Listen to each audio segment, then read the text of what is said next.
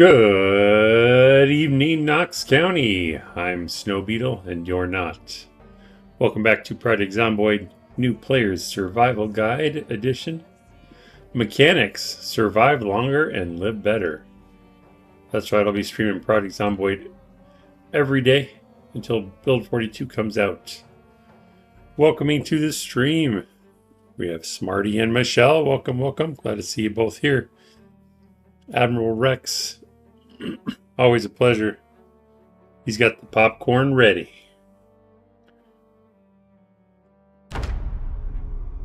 Get this loaded up.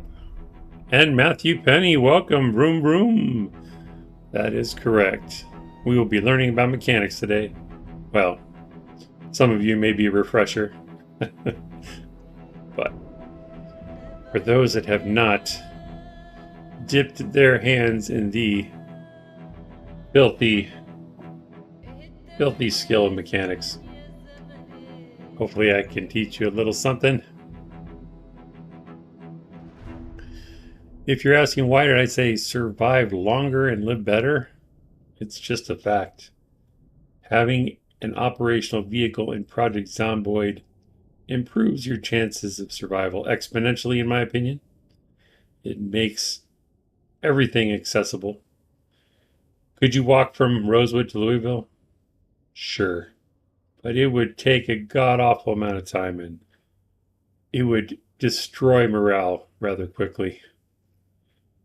Of course, this is all my opinion, but that's how I see it. But the reason mechanics is important is because once you find that perfect vehicle, the one that fits you like a glove, does everything you need it to, if you don't take care of it, what are the chances you're going to find that type of vehicle again? The same one you like and love? I don't know, it depends on which one it is, I guess. But once I find a vehicle that is perfect, I want to keep it. And it's going to get damaged, so it's one of those things. If you know how to fix it, it'll serve you forever. It'll be your best friend. You take care of your vehicle, it will take care of you, guaranteed. Wow, a lot of people popping in. Chisan, welcome to the stream.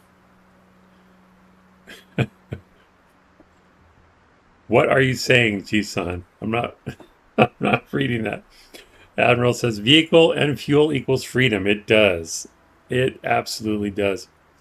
Naughty Toad TV, good evening. Good evening to you as well. Welcome. And if this is your first time here, double welcome. If I'm forgetting your name from before, I apologize, but it doesn't look familiar. Let's go ahead and sleep first. It's 1 in the morning. Let's sleep. Let's sleep in late. We got a lot of work to do. But not too late. Wake up. All right. It's raining a lot. So you know what that means? That means we can take a bath and not worry about running out of water.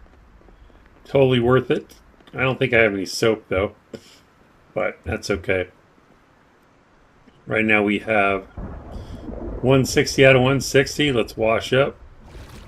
And then we'll wash our...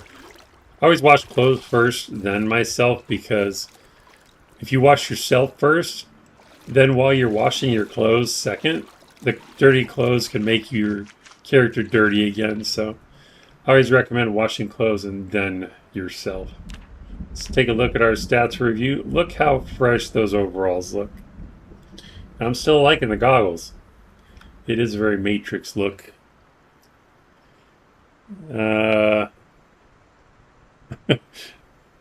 Matthew questioning Chisan's choice of words. Naughty Toad, what's the plan today? We're learning about mechanics. At least as far as I can take it without too much mechanics grinding. I don't want to bore you guys to death. But we'll at least get the basics down and go as far as I can. Chisan says leveling mech. Well, leveling mechanics.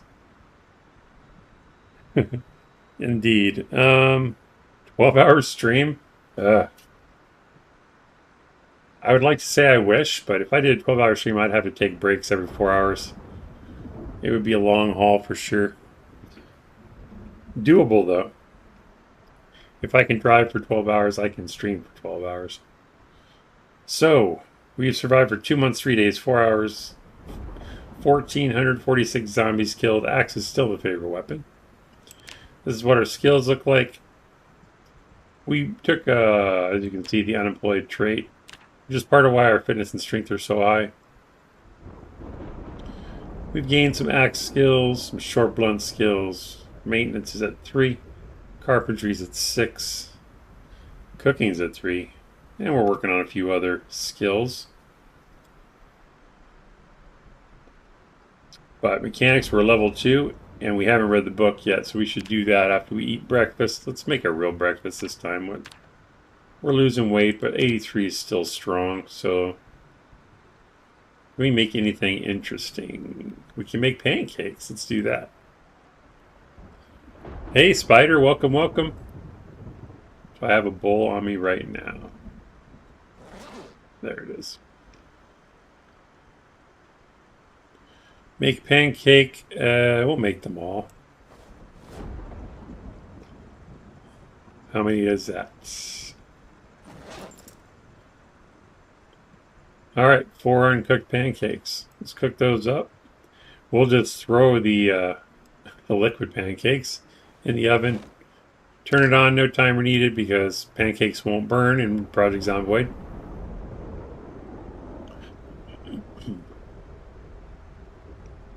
So I might as well fast forward it. Oh, forgot that it wouldn't stop me. Alright, so we have fresh pancakes. Let's add whatever we can to them.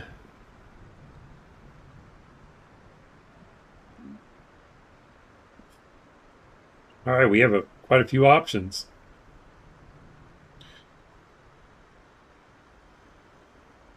Yeah, we'll put some cocoa powder. I'll do the fruit jam first.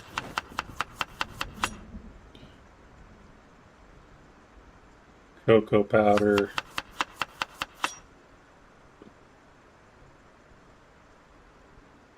Gotta have some butter on pancakes. Honey. I hope we have some. But don't call me honey. Marmalade. I'm surprised I don't have any honey anywhere. Let's see. I'll walk around to double check. And maple syrup. Oh yeah. Alright. Do I have honey over here maybe? No. How about over here?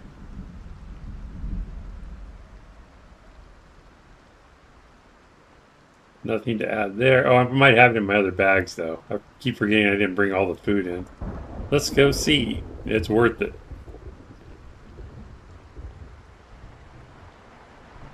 Nothing in there. Oh, it's really raining.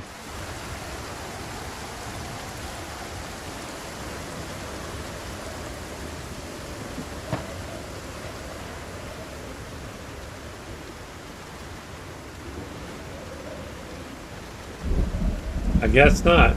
Oh well. We'll have to find some honey on the next food run. This will still be a pretty tasty pancake though. Alright, so 35 hunger. It's going to make us thirsty. That's a good pancake. Unhappiness, negative 47. That's awesome. Admiral says you can level the first 2 levels of mechanics without books or magazines if you do the minimum on a decent schedule. That's true. Very true. Without books, though. Yeah, you are correct, but yeah, you're right. The schedule thing would have to do it. Otherwise, it might get boring. The boredom part really doesn't bother me. It's just when I'm streaming. You know how I am. But yeah, it can be done. Thirsty already. Let's fill up our bottle.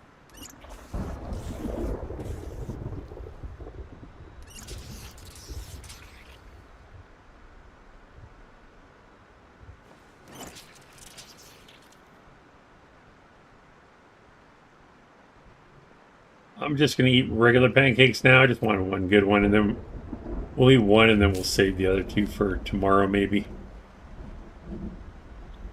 There we go. And smoke a cigarette. Geez, son, 1.5 XP of mech. For what?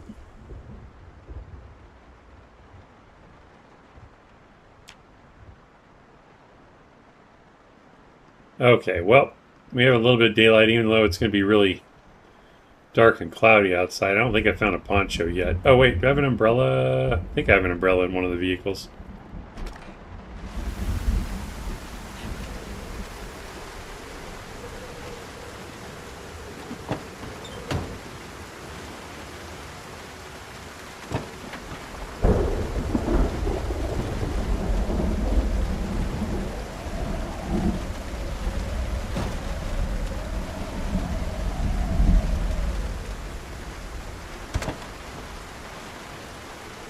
Oh.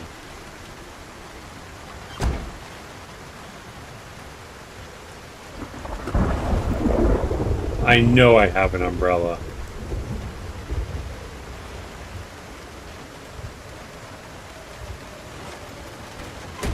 The hell did I put it?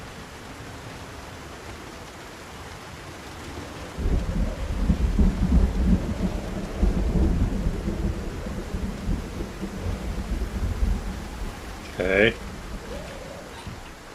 You get 1.5 XP while leveling mech without a book. Is that for every part, or just the radio or battery or whatever?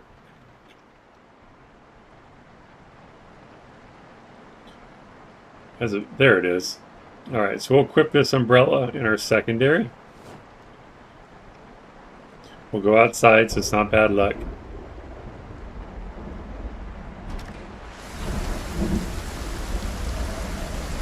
If you're superstitious. Too bad it's just a gray one, but that's okay. Chisan says every. Okay, gotcha.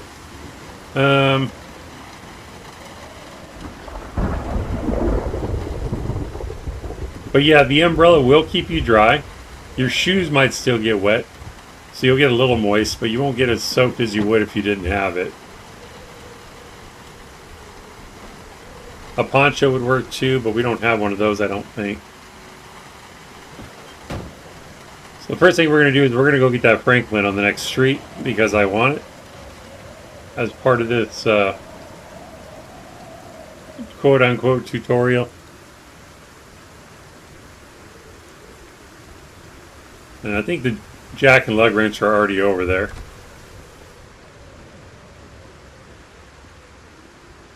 Close the door, Snow Beetle.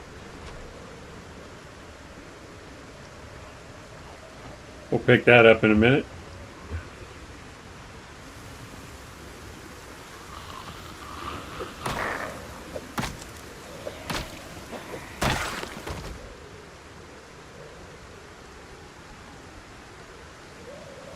All right.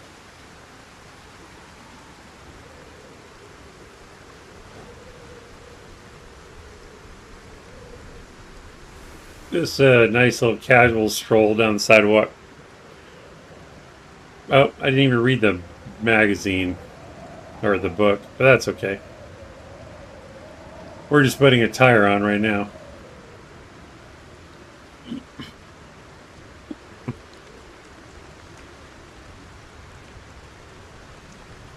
Admiral says a good schedule is start on one day at any convenient time. Then the next day start 1 hour later than the first day. The next day start 1 hour later than the previous day. Gotcha. And what Admiral's talking about there is because oh God, I thought he was still farther away. I'm all looking away from my screen.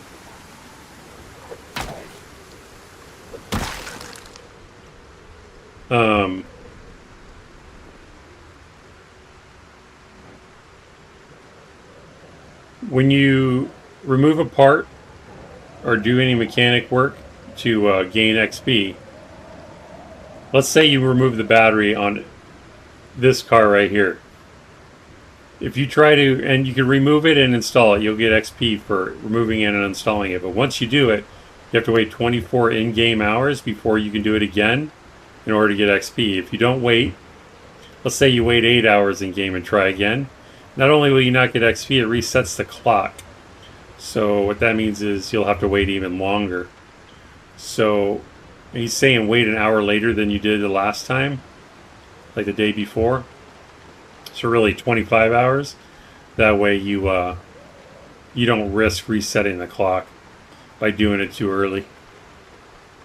Then skip a day to reset the cycle, says Admiral. You skip a day so that you can go back to the original time? Is that why you do it that way? Like, you don't have to keep going later and later? Alright, let's drop this for a second. So I won't be able to hold the umbrella, I don't think, while I'm doing this work. I'm not going to talk about the UI and stuff too much until we get this back to the house, because I don't want to be vulnerable out here.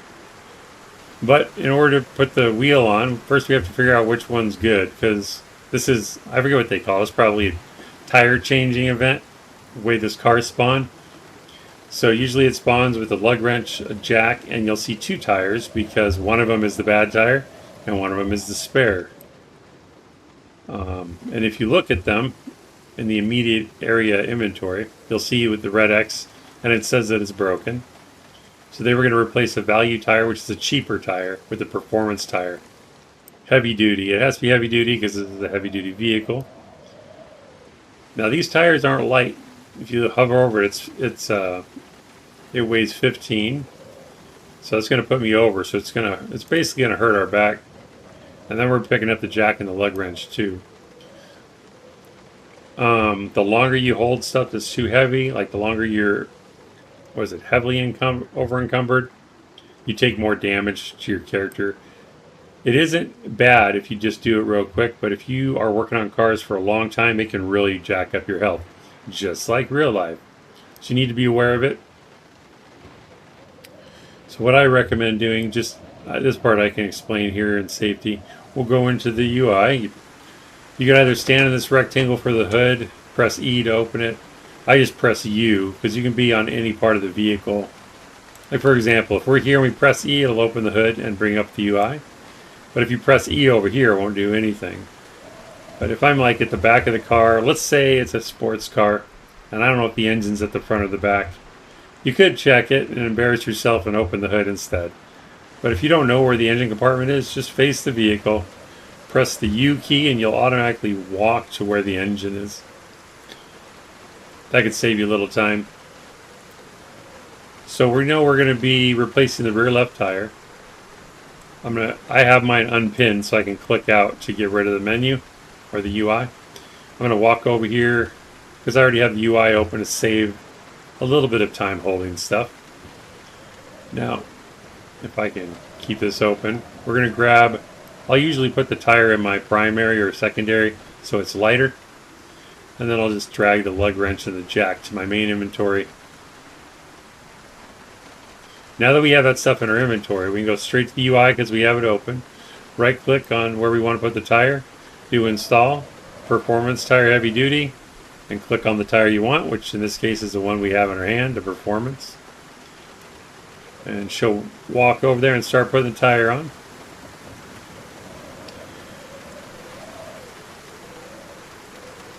Now this was the rear left tire, and it shows it has tire pressure of 40. Let me get in here for a second. I'm going to pause it. Admiral says you are correct about going back to the first day's time, or you can now change the time to something new, and you get a break to keep it from getting tedious. That's a good idea. Good point. So the reason I pointed out that the tire had air in it, the reason this is important is there are two types of spares that you'll find in the world as far as, well, I should say there's three types. There's a tire that has no air in it, There's a tire that has some air in it, and there's a tire that is full. So the ones that have no air, you find inside a vehicle, like in the trunk. Actually, it's only going to be in the trunk. I guess it could be in the bed of a truck too. So if you find it in it, like it's spawned inside the trunk or inside the back of a truck, probably also inside shelves in buildings, the tire will be empty. It means it'll be 0% air pressure, and you'll have to pump up the entire thing. Which, last time I checked, I think on 2-hour days, it takes like 2 minutes real time to inflate an empty tire. Tires found on vehicles, as far as like actually installed on the vehicle, when you first find the vehicle, they may be full, but more likely they're going to be low, somewhere between like 25 and 35. And then the full ones are the ones you find on the ground at a tire changing car event. The reason that's important is because I didn't know this for a long time until Vaco Place pointed it out to me, is when you're in a hurry, being able to just pick up the spare that's on the ground and install it, you can drive away instead of having to tow the vehicle. Because you could, I guess if it's safe, you can go ahead and put air in an empty tire. But if you just want to put the tire on and go, if you find the spare on the ground, it makes it much faster. You don't have to wait the 2 minutes to inflate an empty tire. You can drive a vehicle on 3 wheels, by the way. But it depends on which wheel is missing on how difficult that would be.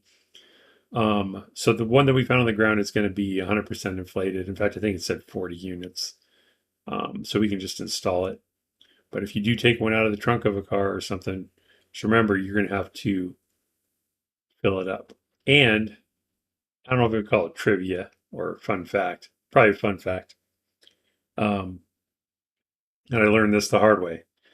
If you install a tire on a vehicle and the tire has no air in it, or if you just take all the air out of the tires and you drive away in the vehicle, it might take a little bit, a few seconds, but the wheel will fall off of the vehicle if it's empty. It's pretty hilarious. But the first time I found out, I'm like, what the heck happened? It took me a little while to figure it out, but you can install it, but it will fall off. So it's a good prank too. Let all of the air out of all of your friends' tires and don't tell them.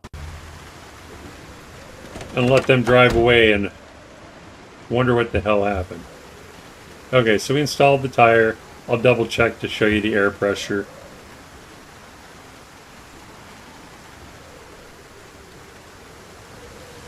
Rear left tire is at 40. The other ones are at various pressures that need to be inflated, but we'll do that when we get home. So let's put the gas. We'll just grab it.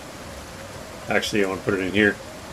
And we will put some gas in and drive it home. I probably should have checked. It may have gas, but we'll do it anyway. Since we're out in the open, can't hear anything, I'm going to go normal speed.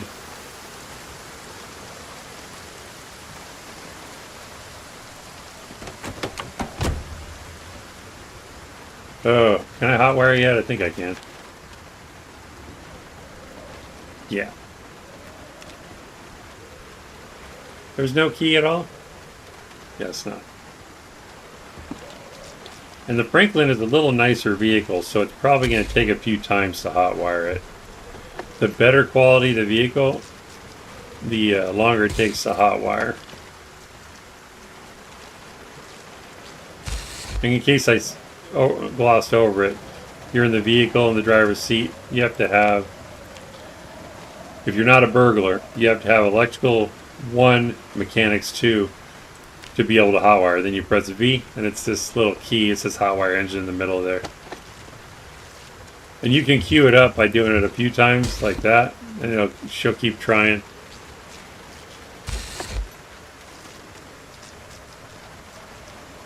There we go. And it's still trying even though I hotwired it, so you can press escape to end that once you get it. Alright. And we have a Franklin. I want to say it's my favorite game in vanilla, but I would say it's my favorite basic vehicle in vanilla, because I do like the firefighter. I call it the supervisor truck, the pickup, as well as the bull driver. I like the Ranger vehicles, but this is kind of a more basic vehicle. It's just good power, good storage, has 4 seats. It's just all around good vehicle.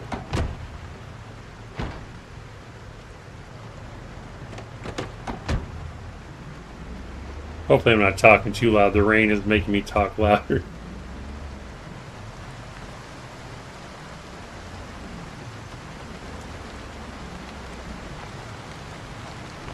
So I'll check the quality of everything again, but my plan was to use all 4 of these vehicles to level mechanics and then make this one our project car, the Franklin, get it in tip-top shape.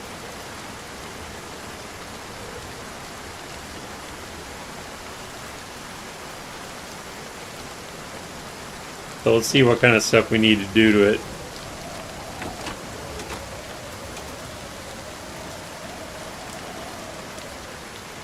As far as seats are concerned, you can repair them. I rarely do. I'm not certain if having low quality seats is a bad thing. I want to say it makes it more uncomfortable to sleep in the car. Other than that, I don't know if it causes any problems. Glove box you can't repair. Radio you can't repair. You replace it though. Gas tank has to be empty if you're going to work on it, but look at that. Recommended skill, Mechanics 5. And that's weird. I thought you had to have metalworking skill too.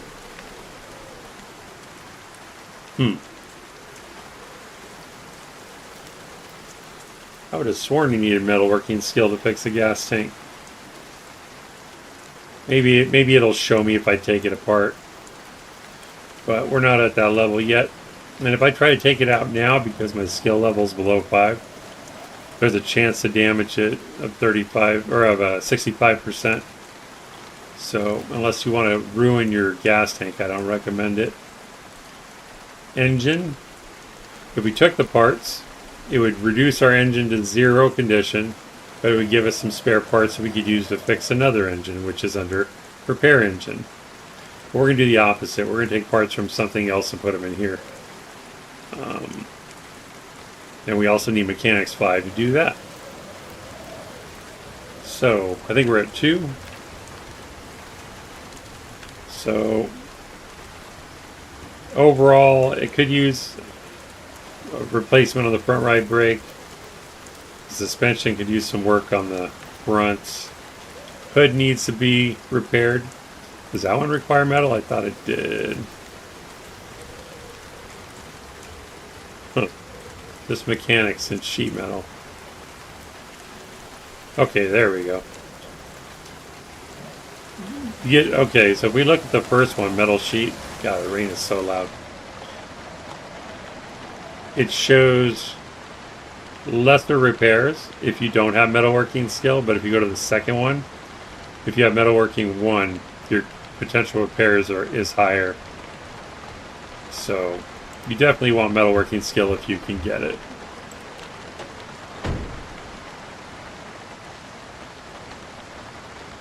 So I do like all 4 of these vehicles, so I'm probably not going to strip parts from them as far as like engine parts, but we will work on all of these to level mechanics. I'm wondering if I should watch VHS first. Not that the rain would stop us, but I hate screaming into the storm. Let's go read the book first.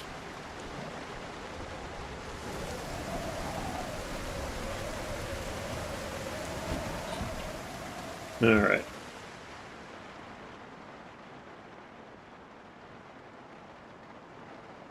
Mechanics Volume 2 is what we need.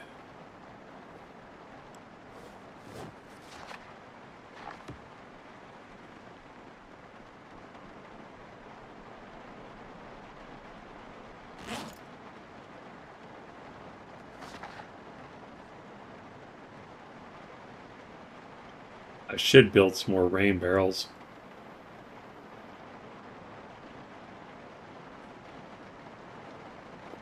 At least by the garden.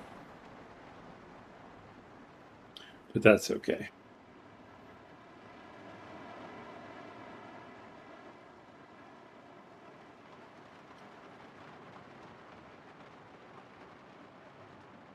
So usually the way you'll start out if you're trying to level mechanics from the beginning, like your a fresh spawn. First tool you need is a screwdriver. With the screwdriver, you can remove and install a battery, um, radio, and headlights. And then next you need a wrench along with the screwdriver. I believe that'll allow you to take out the seats. Actually, probably every other part except for tires, brakes, and suspension, because for those you'll need a lug wrench and jack as well.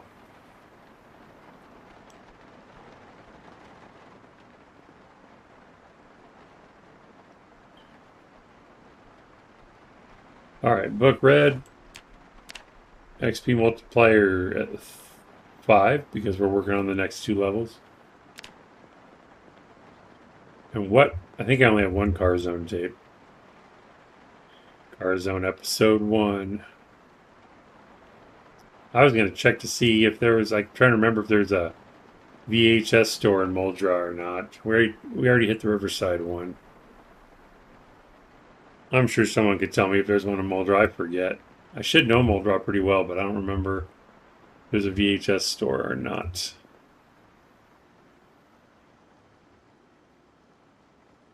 Well, since we probably won't be doing any fighting today, I'll probably skip sleeping until it gets late. Check the crops while I'm thinking about it.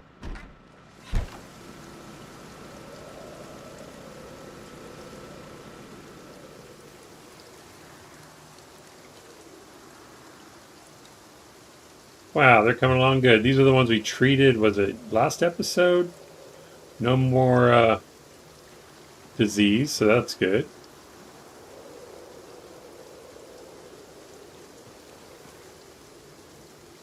These are ready for harvest carrots. They look like seed bearing. It's kind of weird.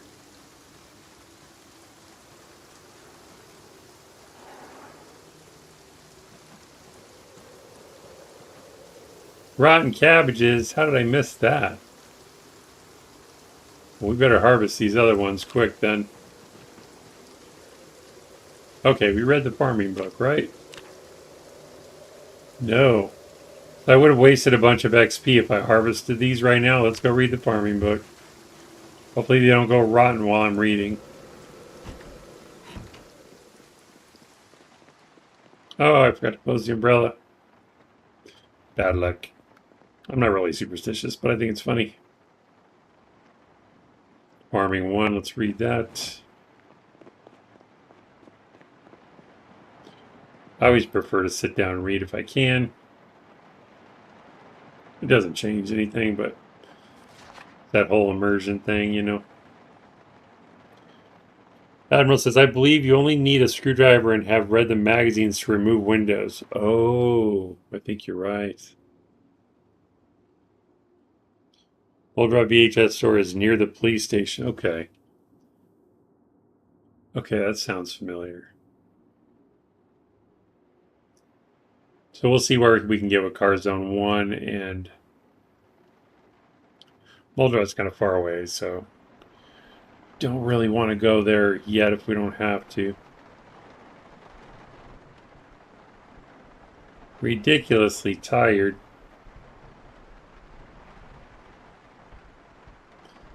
Neglecting myself. Look at all the lightning storm. That's cool. To read a book.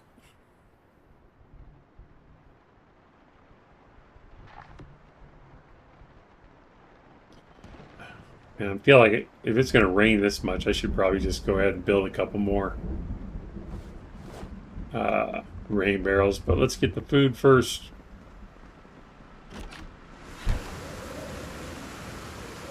And you don't necessarily have to have an umbrella. I use it because I don't have a poncho because I don't want my character to get sick from the getting soaking wet.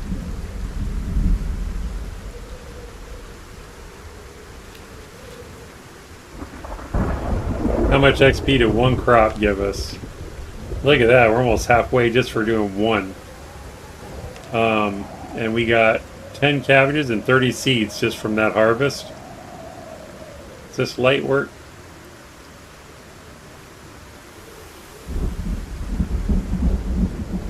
Oh, they all went rotten.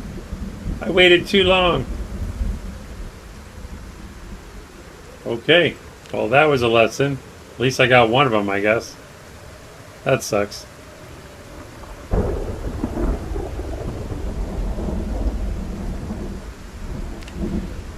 Bummer. I thought I was going to have a problem getting them to grow, but they went all the way to rotten. Rip veggies, yeah. It's a sad day. That's the first time I've ever seen the cabbage crops go rotten while I was standing next to them, so that was kind of cool, even though it sucks. Let's freeze them for now, because I don't know when I'm going to use them.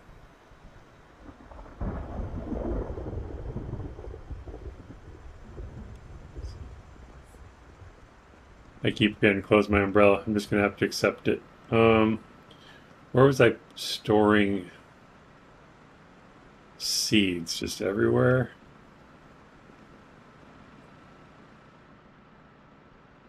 I may have put them in the shed.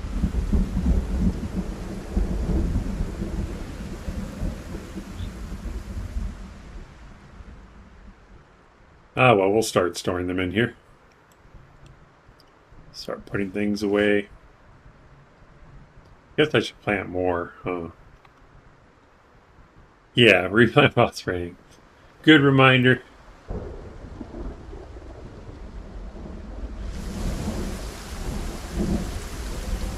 think I put it on the ground.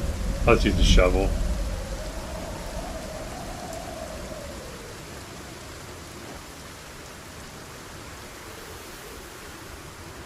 So when they do go rotten like this, if you right click on it, info shows rotten cabbages. If we right click on it, it also has an option to remove. It's the only way to get rid of them.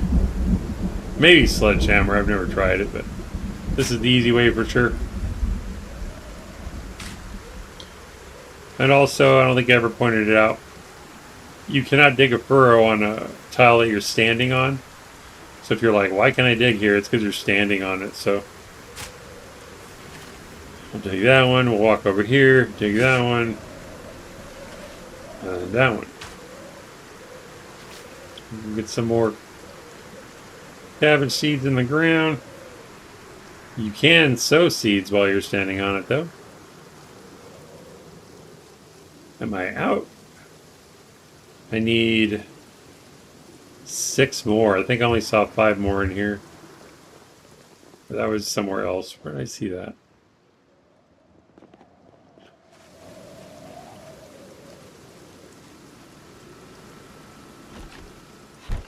I probably have more seeds somewhere.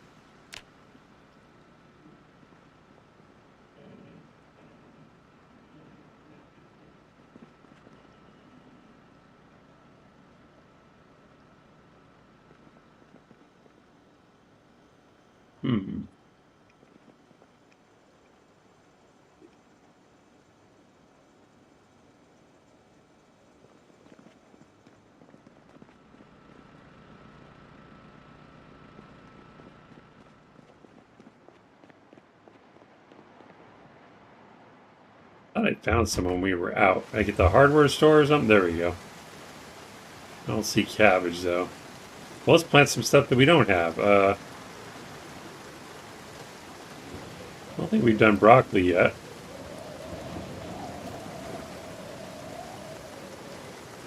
And I don't think I have tomato out there either. I guess I'll just take all these to the shed.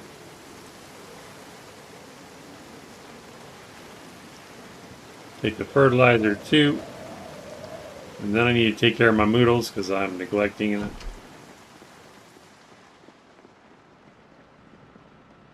I'll at least get some water.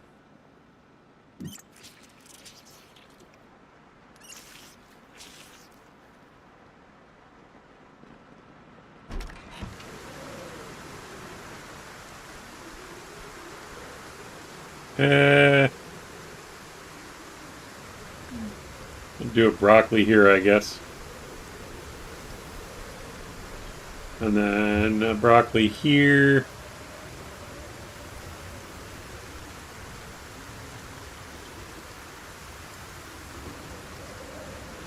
Fertilizer. I'm like, what's so heavy?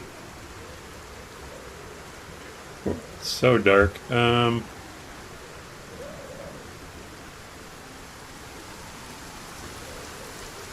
Let's try to do this real quick. Dig furrow. And then we'll plant tomatoes. Gotta open them maybe? No, they're open. There it is. Get the cool little sticks for the tomatoes. And we'll do another one here. That'll give it some variety. Let's try something.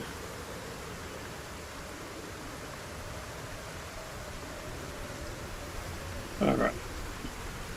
So, these carrots, if you do info, they show ready for harvest.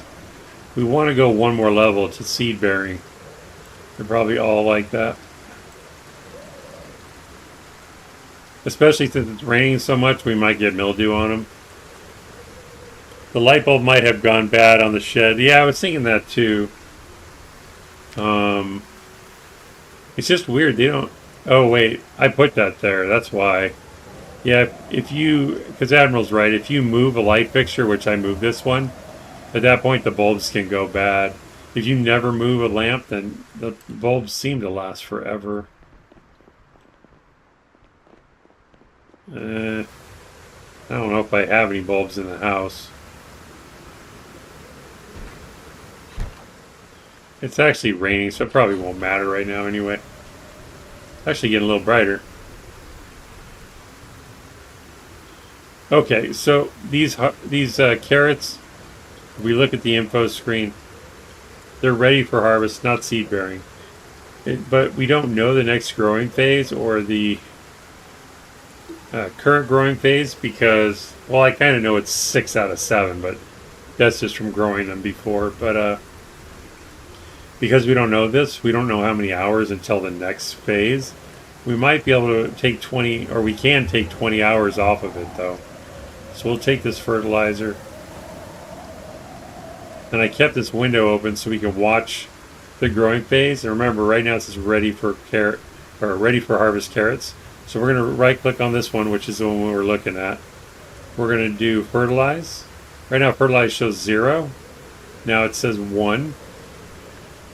Now we'll just wait a short minute. Let me drop this heavy fertilizer. We're still over encumbered. What am I carrying?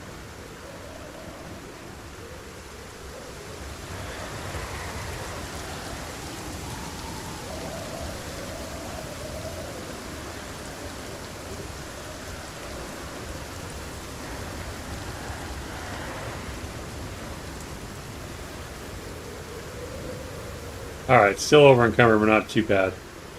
So it still says ready for harvest, so 20 hours wasn't enough. Let's go ahead and try again.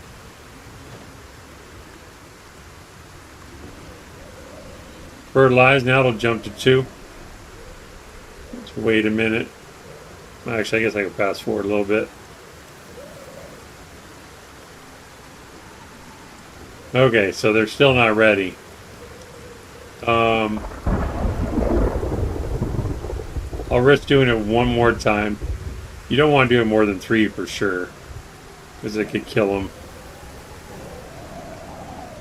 Okay, see how it's orange? Now it has disease, so I fertilized it too much. I should probably harvest it now. I wonder what disease it gave it with the fertilizer. Unless the rain's doing it. No, it's a fertilizer. So I'm going to go ahead and harvest these because they're probably going to die if I don't. So we'll just wait for the other ones. I just thought we would try it and see if we could get them to move faster for us.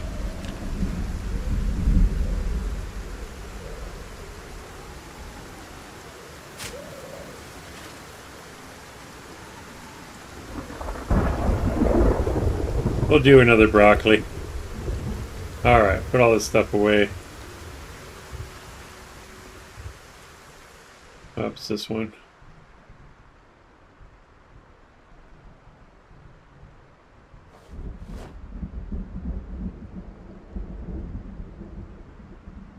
Alright, we'll put the worms in there too. We'll put the carrots in the freezer. Oh, I'll leave the shovel outside. It looks cool.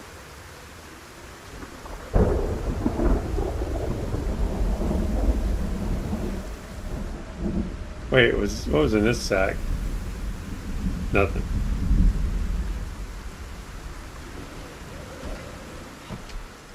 Abba, welcome to the stream.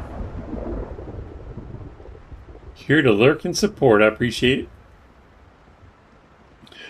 Do I have a light bulb anywhere?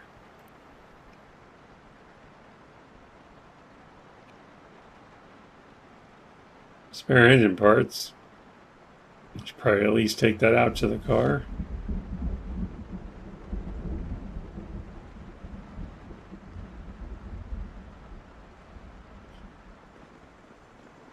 We don't need a light bulb anyway. Not yet.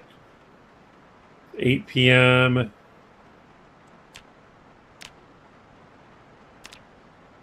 Let's get rid of some of these noodles. Let's eat the rest of the pancakes. Because you can eat breakfast any time of day. Should I make them better, though? I probably should.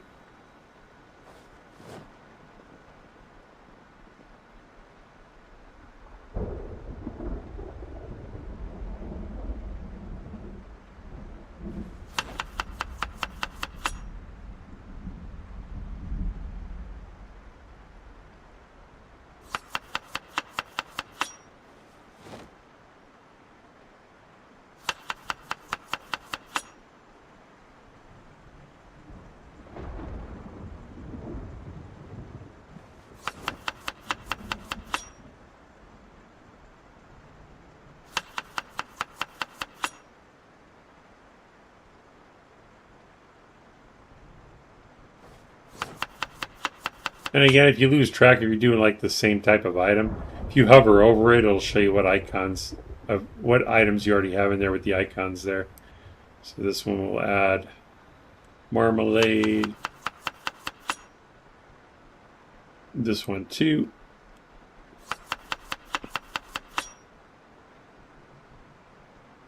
Margarine. Naughty Toad TV, my YouTube video is doing better than any other one I posted. Thanks again for the comments. Thanking me and Matthew Penny.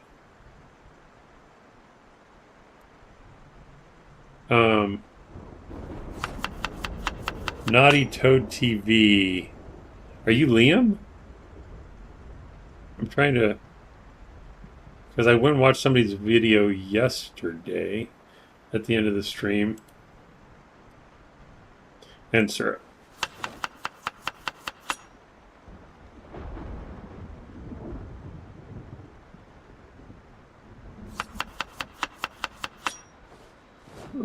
All right, these are both 35. We're going to eat, well, we'll at least eat one, see what it does. We're really hungry, so we're probably going to need to eat both. Yeah, I've changed the YouTube title. Nice, nice. Well, you're very welcome. It was a good video.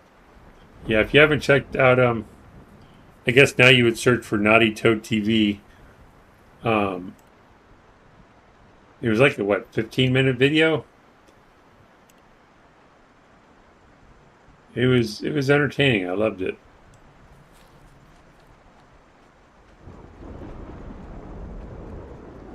And I don't know who you were playing with, but they seem to be fun people too.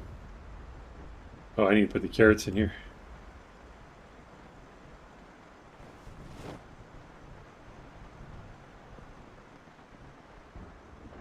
And it's always exciting when your videos start to do well. Lots of swearing though, that's true. Trying to come back, yeah, I let him slip, at least when I get surprised and stuff. But it was alright. Admiral says, I watched the first day video of that bomb. That's the end of the surprise. It was awesome. Those are just your buddies. Those are the best ones. Why didn't you smoke the cigarette, girl? Alright, let's go to sleep. Maybe we can get up early.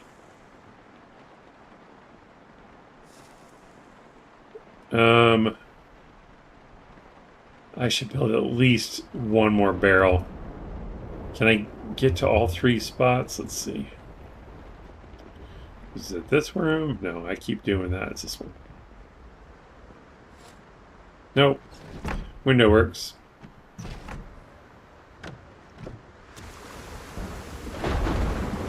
If I remember right, the sink is on the third tile from the end.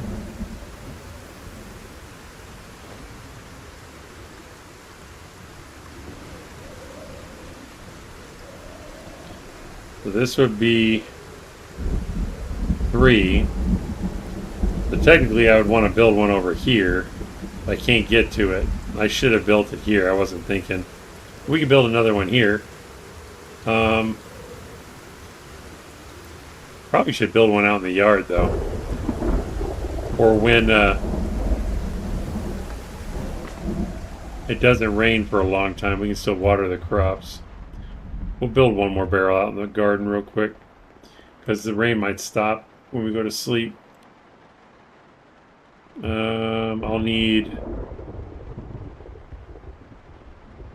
Where did I put planks? I keep thinking that's the garage.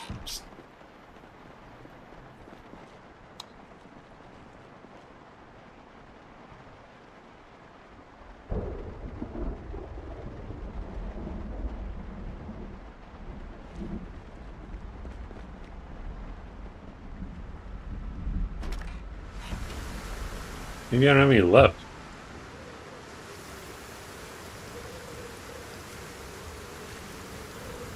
What's the longest you guys have survived in this game? Naughty Toad says we have no idea that was going to happen. I hope you enjoyed the video. My daughter asked me that yesterday about how long I survived. I honestly didn't keep track.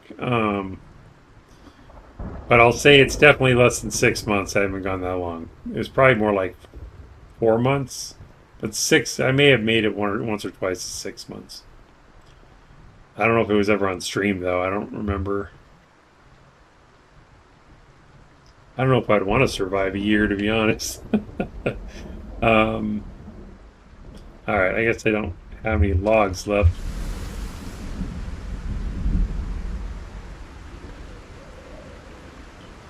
Admiral says I did 3 years on an easy server before we voted to wipe it. Naughty says 3-ish is my longest I made almost through winter. Gotcha.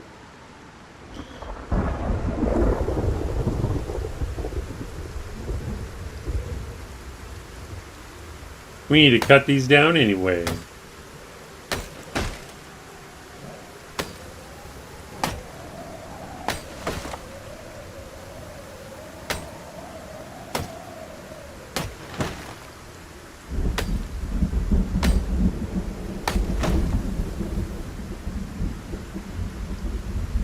Three months, not 3 years. Okay. 3 years is wild. You're right about that.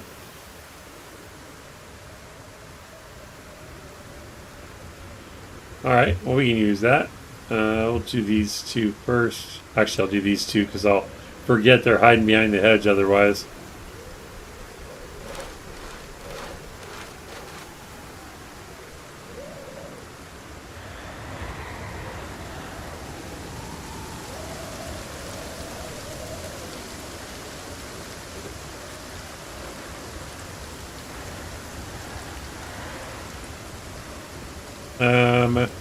So we'll take them over to where I want to build it. Let's just put it under this window. That way I can walk under it, walk through it if I need to.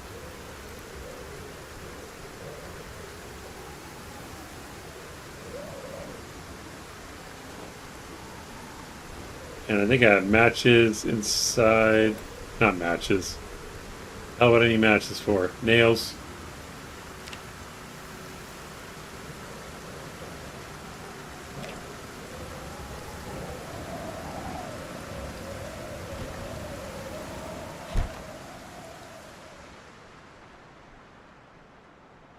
And then hopefully we have 4 more bags. Yep, exactly 4. Perfect.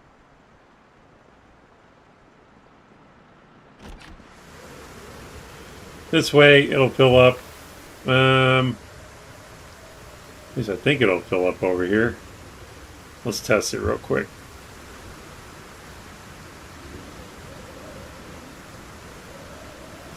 Actually, I don't want to waste it. Let's pick this up. We'll go boil it real quick. I hate wasting anything.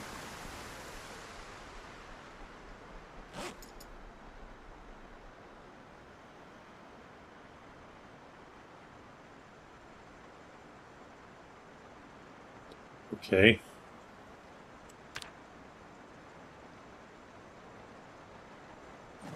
There it is.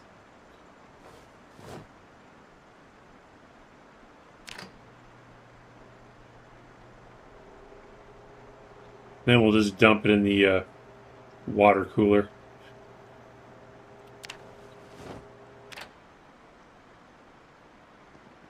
Guess I could have just grabbed that empty one. Add water from item. I don't know if I've ever showed how to fill the water dispenser. Right now the water dispenser is empty. This is 0 out of 250. So you right click on it, go to add a water from item, and we're going to do from the cooking pot. That's how you add water to it. And now if we right click, the dispenser has 25 units from the now empty cooking pot. So I'm going to place it where I'm going to put the rain barrel just to test and make sure it'll collect rain. Because right now if we put it down, you see the pot looks empty, but we'll pick it up, we'll set it to where we're going to put the barrel. And the reason you would test this is, for example, here, I don't know if we place it here, because it's under this eave overhang here, I don't know if it'll collect water. Let's try it. Yep, it does. I'll pour this on the ground. I'll try it here after I replace my battery.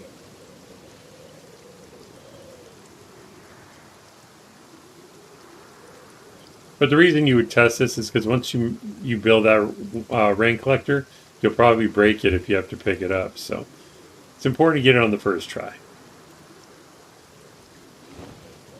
All right. Rex says,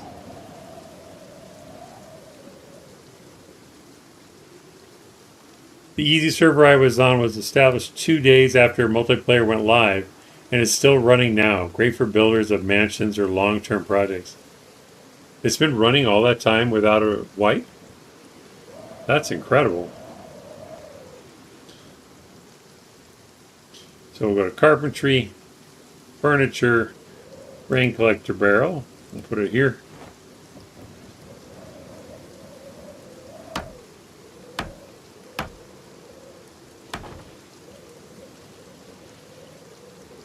Hopefully it's already collecting.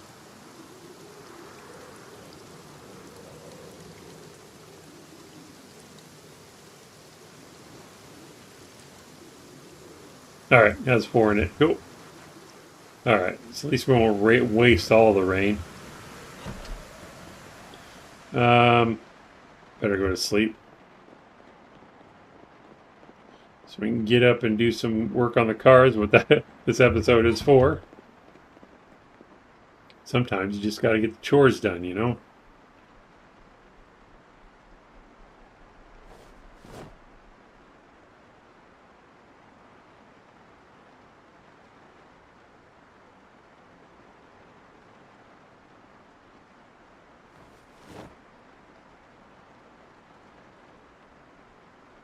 Hope it'll stop raining in the morning.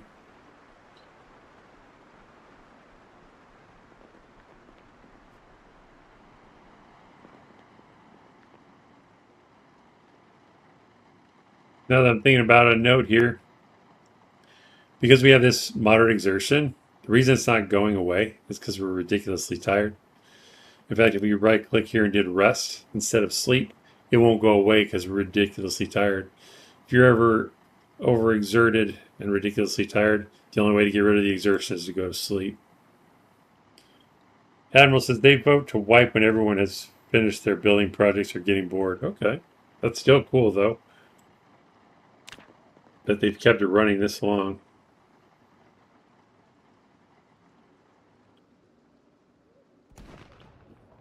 Rain has stopped. Heard a meta event off to the west. All right. I should put that back in the car.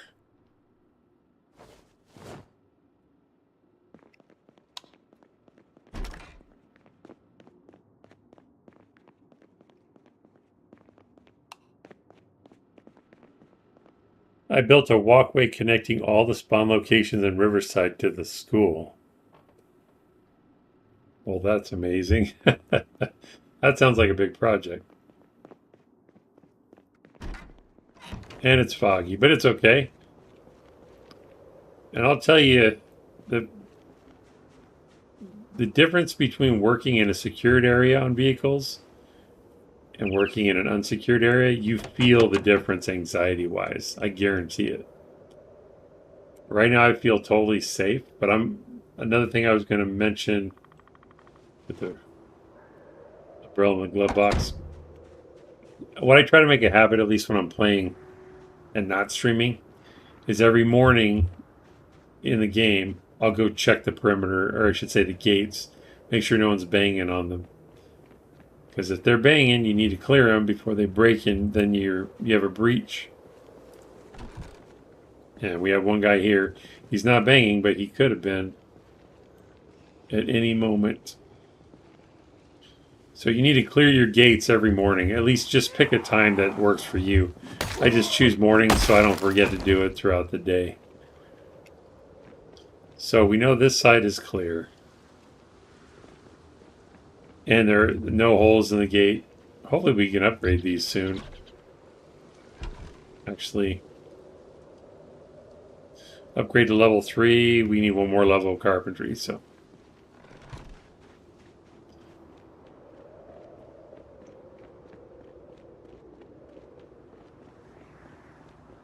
This is also reminding me there's a mod. I wish I could remember what the name is.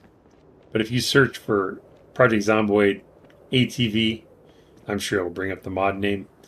But there are those quads that you ride on top of. It's a vehicle most people avoid because they feel it's too dangerous because it's open, you have no protection. But they're fast, they're fun to ride. And if you have a big area like this to take care of, like a huge base where you have to go from end to end all the time, they're great for doing chores, getting work done, going to the farms, whatever. Going to, you can even use them to go cut trees. Hey guys, what's up?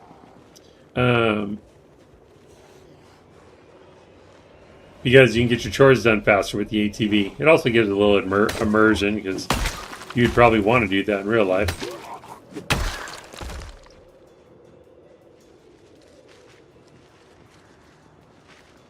So I recommend that mod once you're ready to use mods. I don't need to kill those other guys, but I'm going to anyway. But we'll close that so no one sneaks in behind us. I would just rather, if I can see them, I try to clear them so I don't lose track of them.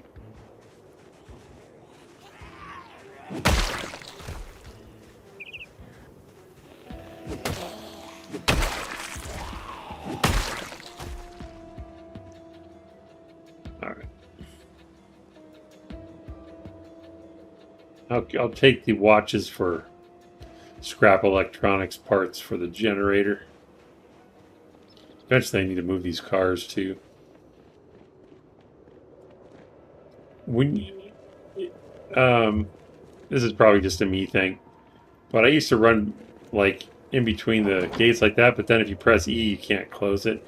You need to be within one tile of the door. So if you're going to walk through and try to open and close it as you walk through, it's best to walk by the post so that you're one tile by the door. And then you can just open and close it real quick, like so. Alright, gates are cleared. We can work and not worry about getting killed.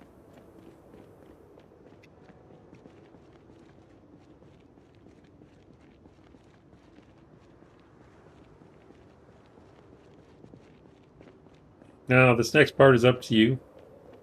We're not going to be doing heavy parts yet, I don't think. But we might do a few, I guess, for level 2. So, like I said, you got your health bar here. And as you, I guess I could demonstrate it a little bit so you can see what I'm talking about. If you're constantly holding the car parts while you're working and you're already encumbered by your pack, you're going to take a lot of damage. So we'll do it on the first couple cars so you can see what I'm talking about. Because what I was going to recommend is sometimes if I know I'm going to be training mechanics, I'll put my pack and everything on the ground. I'll just keep 2 main weapons on me just in case.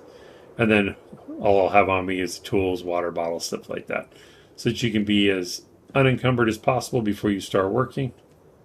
I think I read all the magazines, right?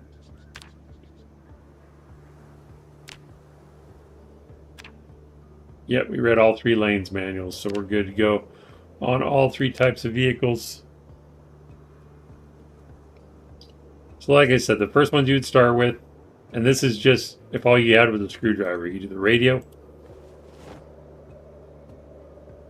And to make it faster, what I'll do is I uninstall the radio, and while it's uninstalling, I would go to the next one I can do with the screwdriver battery, and then I would go do the 2 front headlights, and then I'll go back to install the radio, and install the battery, and install the headlights. As the parts go into my inventory, they're available. Because you can do one, and then reinstall it, do the other one, then reinstall it, but it's going to take you more time than if you queue them up. You'll find a pattern that works for you, though. And I do the taillights last because you have to walk to the back of the vehicle.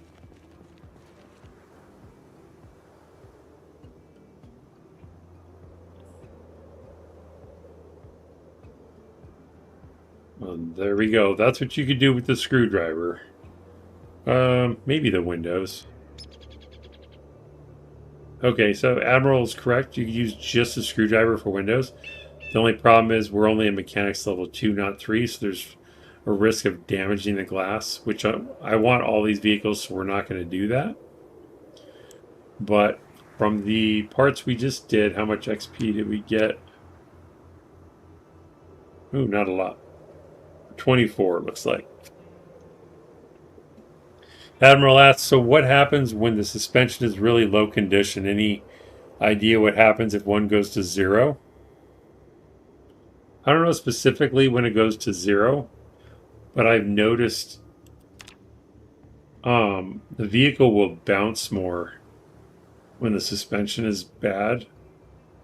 So I think it can lead to your car flipping more often if you're running over corpses. Of course, that could just be my anecdotal speculation, but I've noticed personally that the vehicle bounces a lot more if the suspension's bad. It also sounds like crap. Those are the only 2 things I could think of. In real life, it would probably affect braking, but I don't know if they did that in the game. You'll definitely notice it with the brakes, though, as far as not stopping as fast. So, let's see what else we can uninstall. Driver's seat, we can do those. So, watch for my encumbrance moodle over here. Right now, I'm fine. We're going to uninstall this seat. It'll probably put us highly encumbered, I think, because they're pretty heavy. Okay, so right now we're very heavy load. This would also be dangerous if you're out in the open. So you can put it right back in. And then uninstall the other one.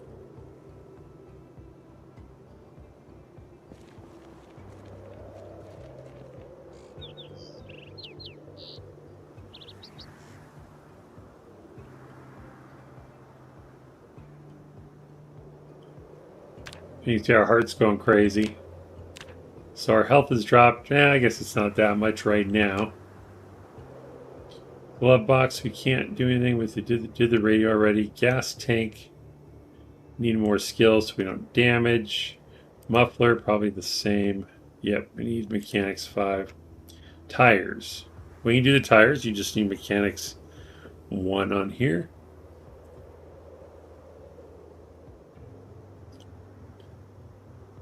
So what you don't want to do, for example, is uninstall all the tires and hold them all, because it's really going to hurt you. Can I? Oh yeah, I can click out of the window. So, depending on your preference, you can go and order the list. Front left, front right, rear left, rear right. I try to do both sides, or both on one side first, but I guess it doesn't really matter. So we did front right. Yeah, I guess we just go around the car. But I'll see how many I can hold. It may not even let me hold all of them.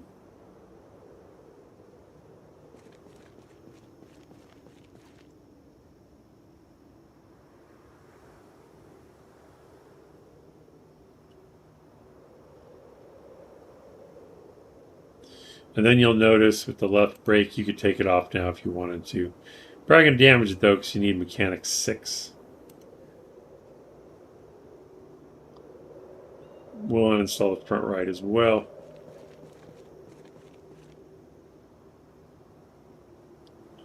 And that puts us at encumbrance 47. And you can see the tires are missing, so let's put those back on. And we are losing health because of overhauling. See how fast it's going down? That's just from holding 2 tires. So if you're grinding mechanics, you're going to lose a lot of health if you're not paying attention.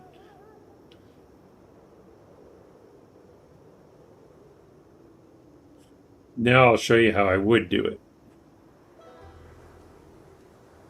to avoid taking too much damage. And until your hunger moodle's in the green, your health isn't going to go back up. Just like if you were injured, because you are injured. So this is what I would do. I would remove the front tire when I go into my inventory. Find it when it pops in there. I right click and drop it where I'm standing. Then I'll go to the next tire and do uninstall. Wait for it to pop in to the inventory. Right click and drop it. Which is pretty much what you do in real life, right? Takes less time if you do one side of the vehicle at a time. I think it does too.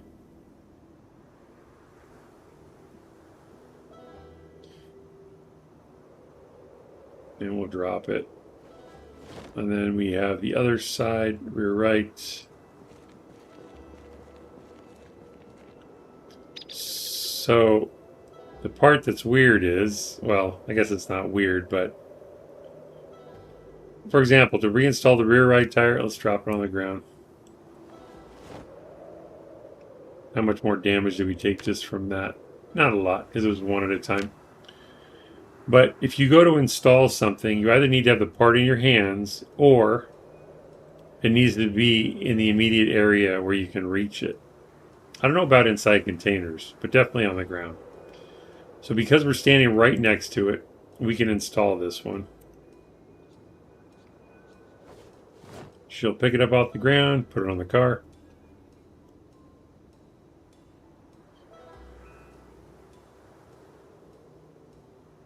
All right. So now, if we go to try to do the rear left tire, you go to install, nothing's available. It's because we're not next to the tire. But because it's over there, what we can do, I can click out of the window, walk over to where the part is, and that's why we dropped it where we're going to work on it. So we're next to the part, and we're next to where the part gets installed, because you need both. So now that we're next to the tire and where it goes, if we right click, now we can install it. Why would you want to do it this way? Because I guess, I mean, you could take it off, put it right back on, but if you had to do brakes or suspension or both, you might want to drop the tire so you can work on those. Put those back on, pull them off, put those back on, then put the tire back on. If you're holding the tire the whole time you're doing brakes and suspension, your health's just going to drop. So you got to be careful. So again, we'll walk over to this one. It's roughly where we should be. It's the front left, right? Correct. Front left, yeah. Saw that.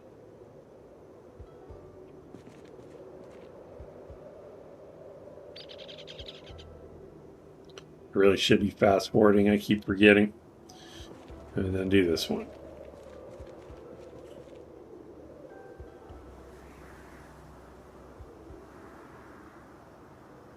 Clicked on the wrong one.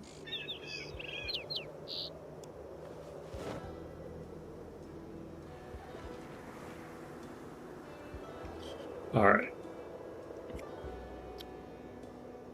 We won't do brakes or suspension yet because we're not skilled enough.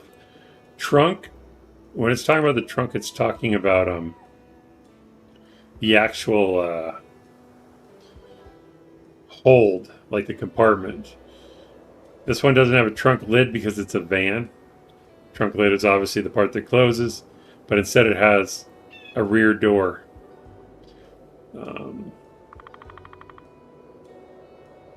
And I know with the hood, it protects the engine, but I've heard disputes that the rear door or the trunk lid do not protect the trunk. I don't know if I agree with that, but I haven't tested it.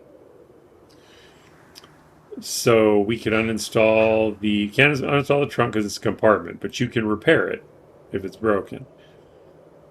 Hood, we can uninstall that, but we don't have Mechanics 3 yet, so it'll damage it, or could. Windshield, same problem. We already talked about the windows. Rear door. Oh, we'd have to take the rear windshield out. Yeah. So that's all we can do on this vehicle without doing any damage or potentially doing any damage. So where are we at on XP? Still pretty low. It's because we're trying to get level 3. It's a little bit harder, but I should take care of some of these moodles.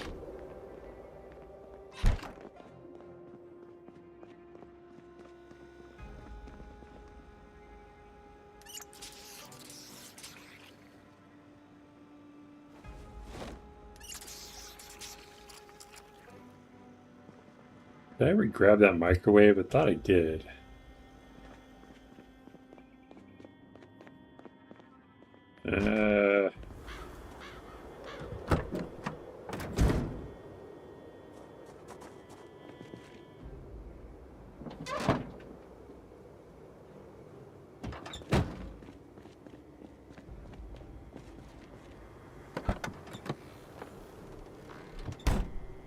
I guess not.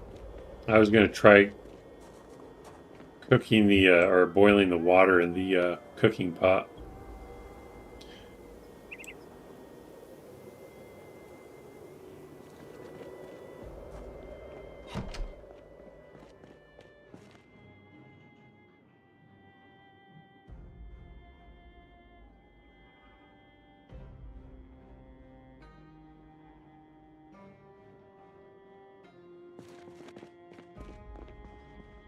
Hey, Boris, welcome to the stream.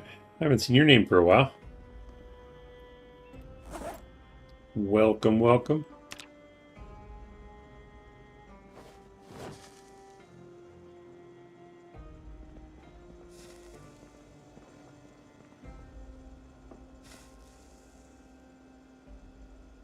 What's something lazy to eat?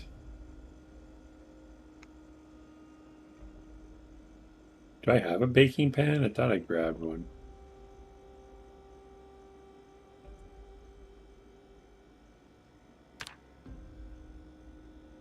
I did. I think that's what I need to make pie prep. Place pie in baking pan, pie dough, and rolling pin. Perfect. So we have the pie preparation. Now we can add stuff to it. Right now it's just spices because we don't have anything No, we don't have an actual ingredient to put in there, but I think we can make meat pie. Let's see. I've never tried with like, what is it called? Corned beef, but maybe. Maybe I don't have any.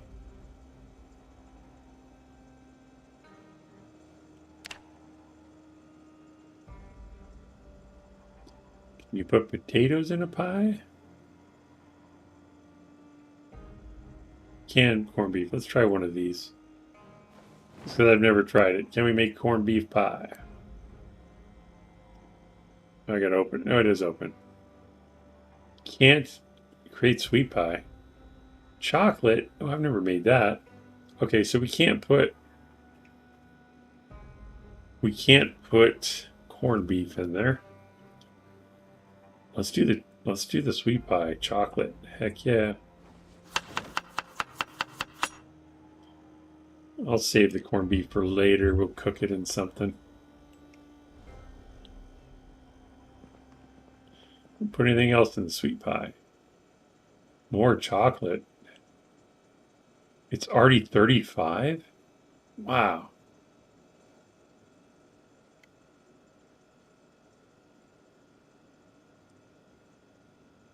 Sorry, I'm easily impressed. Do we have like fruit I could add? Let's see. Wouldn't take marmalade. I don't know, let's try peaches.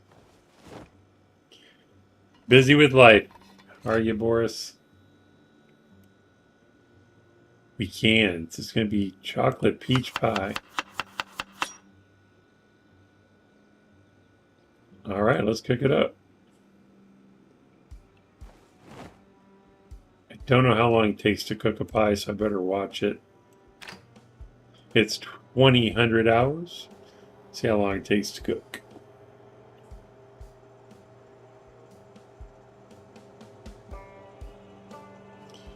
And I don't know if it's vanilla or not, but we'll find out here in a minute. You can slice up pie, and the last time I did this, the slices wouldn't rot. They like stay good forever. So we'll see if that's the case on here. Like there was no fresh. It didn't say fresh on it, meaning that it never spoils.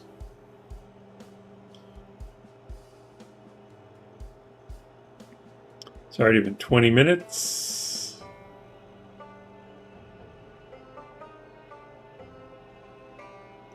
Not sure, but I think pies that you make won't go rotten. Yeah, I think you're right.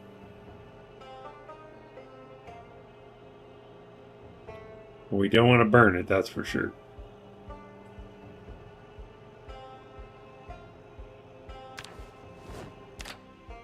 Peach sweet pie. Slice it. And actually, if we look at it, it says cooked, but it doesn't say fresh. So yeah, we don't have to slice it, but I'm going to. It should give us 5 pieces. Yeah, 5 slices. So eat one. Now we have yummy pie. Now don't tell me that's not better than a can of tuna or sardines. Come on now.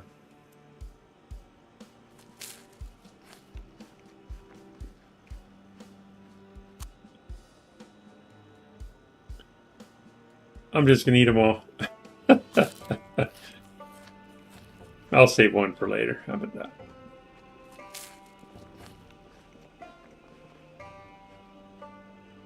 I don't even need to put it in the fridge. We'll put it on display because we're proud of it.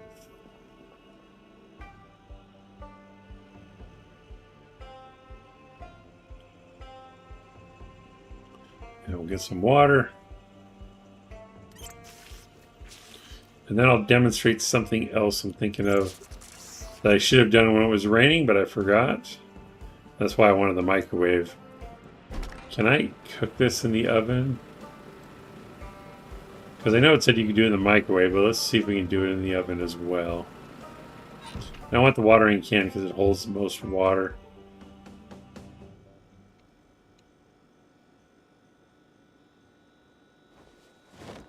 See if this will still sterilize it or if you have to have an actual microwave for the watering can.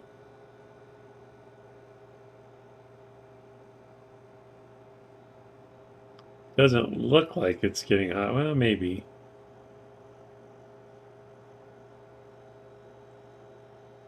I don't think it's working. Oh, it says right on it, can only be purified in the microwave. I will say that till we get a microwave. Or just use it for the crops.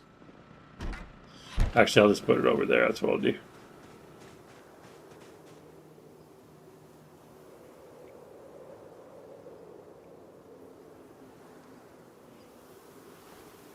And we'll take this cooking pot here, since it's full. You need a plate for the pie, you're right. I wonder if there's one in the china cabinet. Let's go look. And hopefully it puts the pie on top of the plate, not the other way around. So ideally you would want to use the gardening can for this because it holds more water, but put that in here. We don't need to do this one. We'll use the empty one. Where is it at?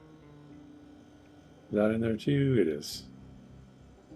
So if I, usually when it's raining, I'll go over to the sink. It's constantly going to be filling up the rain barrel, which is plumb to the sink. So like you saw me take the bath earlier, because I knew we were going to get plenty of water back. So when it's raining, what I would also do is I grab my water cooler, which is empty, I think. Oh, we did put some in there. It's 25 units. But just to save steps, pick up your water cooler. Maybe. It's too heavy, really. Put my pack down. How about now?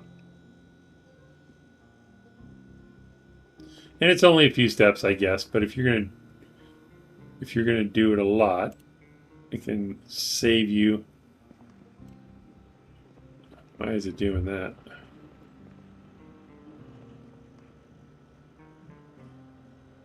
Oh, all right. So we'll put it. Can I put it right here? I think it'll be in my way. We'll put it on this tile. That way we can reach both the dispenser and the sink.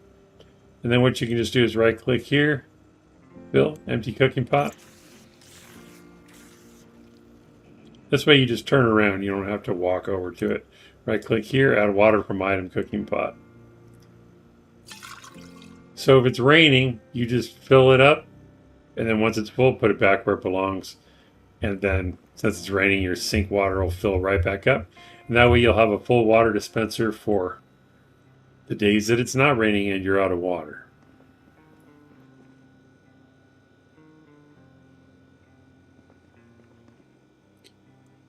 Naughty Toad TV, nice base. Where is this? I will show you. It's in Riverside Gated Community. So, I don't know how familiar with the map you are, but Riverside's up here to the north, and the gated community is over here on the east side of town. And they call it gated. It doesn't have gates, but it has high fences around all the houses, making it very defensible. Didn't recognize it? Okay, cool. But yeah, that's where we're at.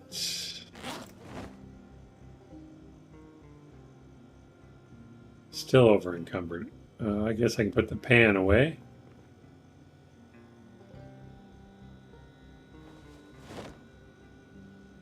Did those not fit in there? They will now.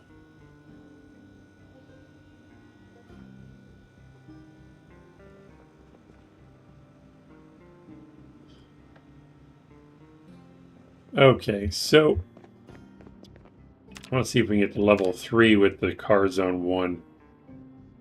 I don't know, might not be able to, but let's try it. Because I don't want to grind to level 3 if I don't have to. So we'll pick up car zone, put it in our inventory.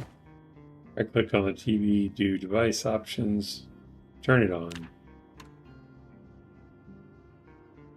Drag the tape to the VHS slot. And do play. And watch our skill go up. Welcome to the car zone I'm Jimmy. I'm his brother Fred, and today we're talking about tires. With the basics of 4 rubber things on your car. Those are the tires. I'm learning something new every day. With all these nuts and potholes in our roads, it's only a matter of time, right?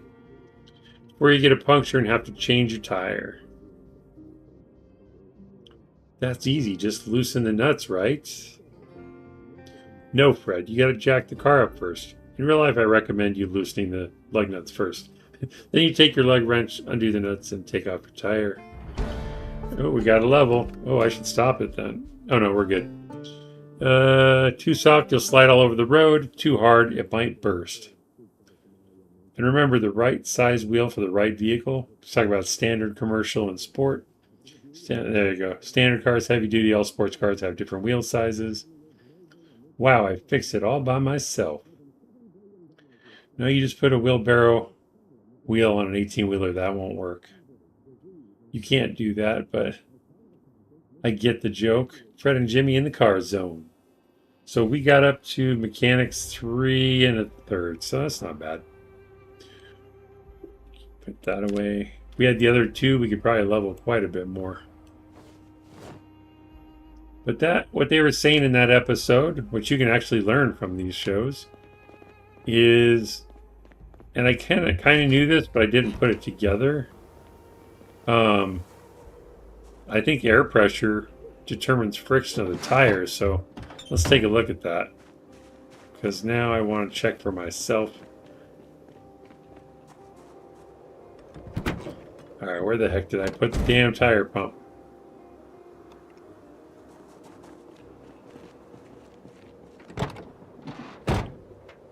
Abba says, awesome, leveled up. Indeed.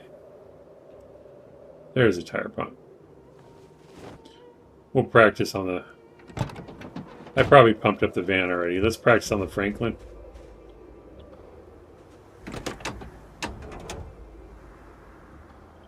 Okay, so we look at the tires. Left front tire.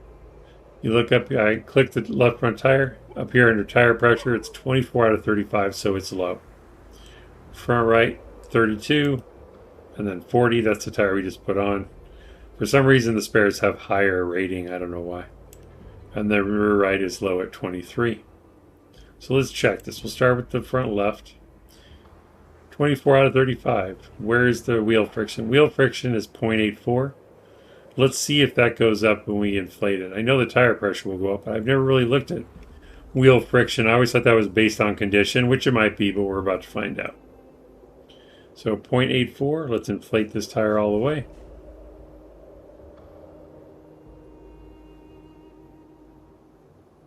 So far, the friction hasn't moved.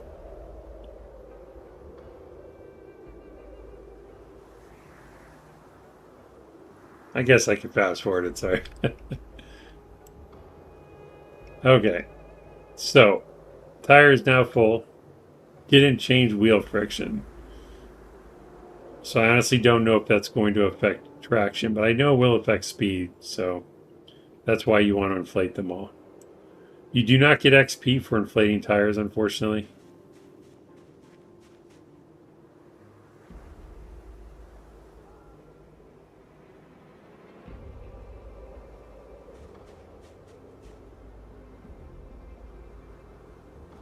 All right, all those tires are full. Since this is going to start being our main vehicle, I'll put it back here. The tire pump, that is.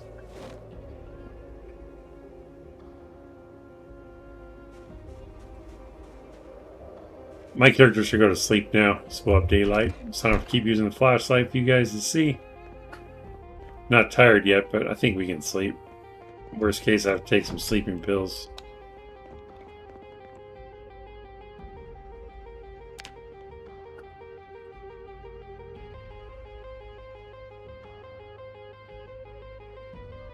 Alright, excellent. Almost jumped over the railing.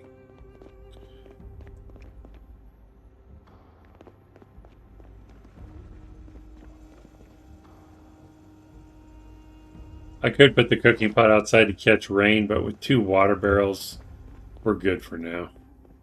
Not too worried about it. Oh yeah, I didn't ever check for the plate.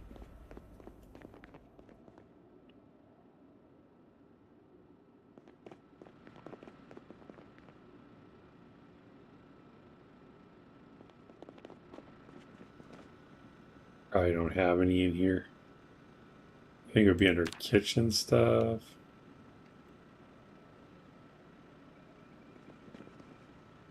Oh, wait. No. Bet we can find one in another house, though. I don't know if it's worth going to do, but if we see a plate, I'll grab it. Admiral, if you have really low tire pressure, your vehicle will slow down super fast when you let up on the accelerator. I don't know how that affects tire wear. Very good point. No, I didn't do what Admiral suggested. I didn't keep track of what time I worked on the van, so I better wait on that one. We'll work on some of the other cars. What level do I want to try to get to today? Oh, we have only like 24 minutes. So instead of leveling, I'm going to try to talk about everything important about mechanics instead.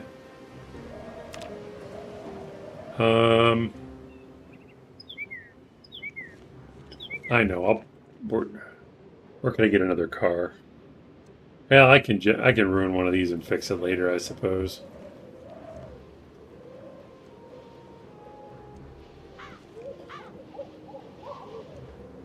I think gas tank was level 5. 50-50 chance.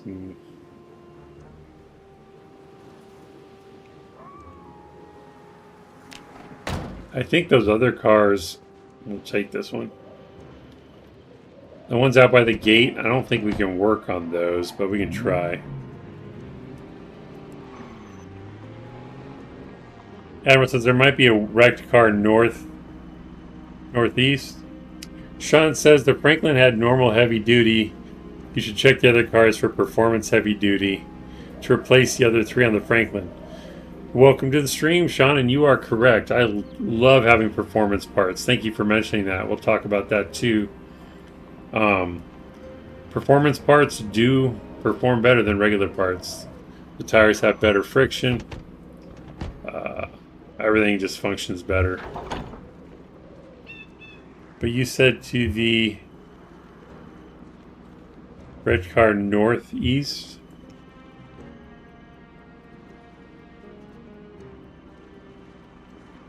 We'll find something. Let's go get it. Because I don't think I can work on these. Parts of them, but I don't think I can work on all of it.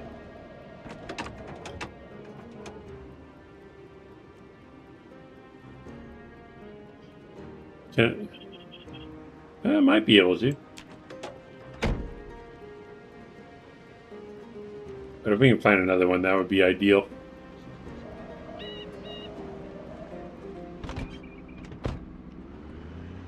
It may be tempting to leave the gate open. I just recommend closing it. Then you know if anything's entered or not, because I'll have to break through it.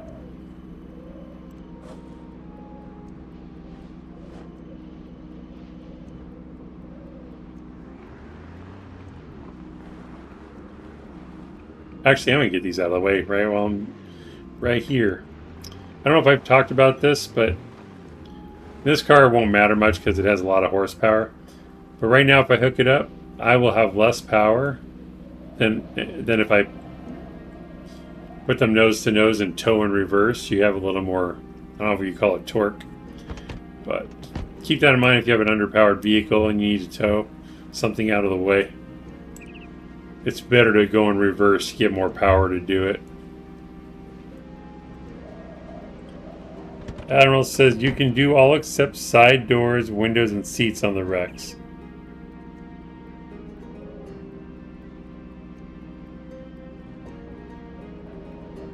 Okay. That makes sense. See, even this car is struggling. Probably because the tires are really low on the station wagon.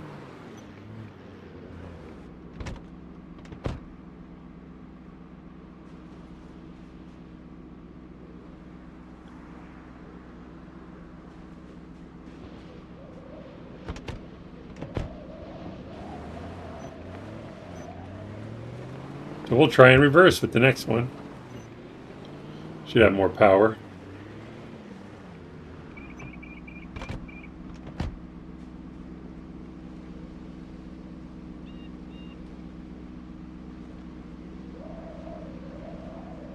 The parts that that take the most damage in the vehicle are usually going to be the hood and the engine itself and the tires.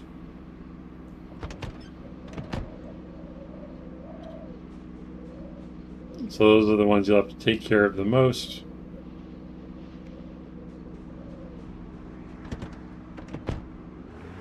If nothing else, we can go to the parking lot and grab something. Ooh, almost hit the light pole.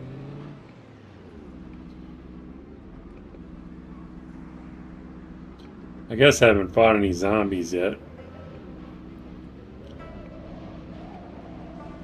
Might as well clear some while we're here. Where's my axe?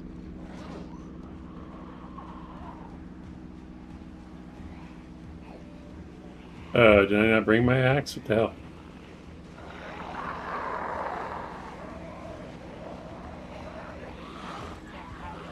There it is.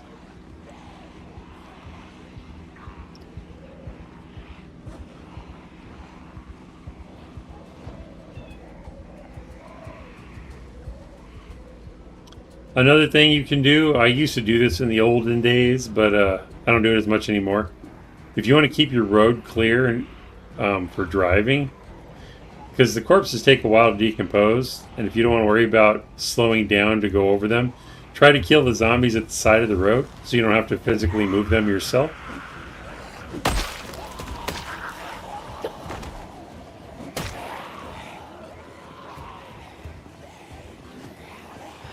I'm whipping it today.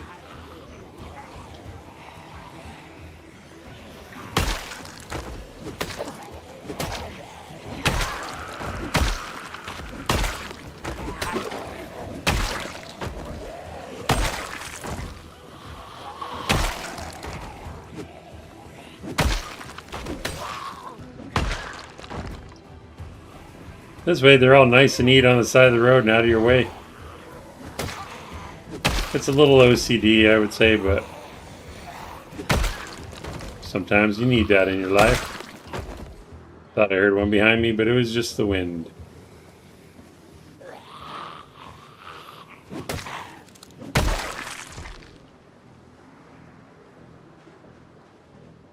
And now there's no corpses in the road.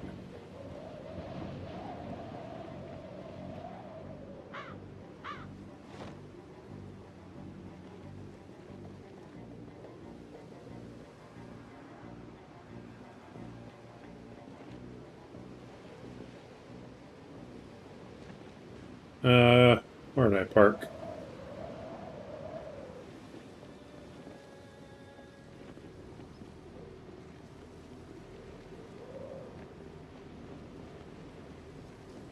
I'm like, I didn't realize I walked that far back.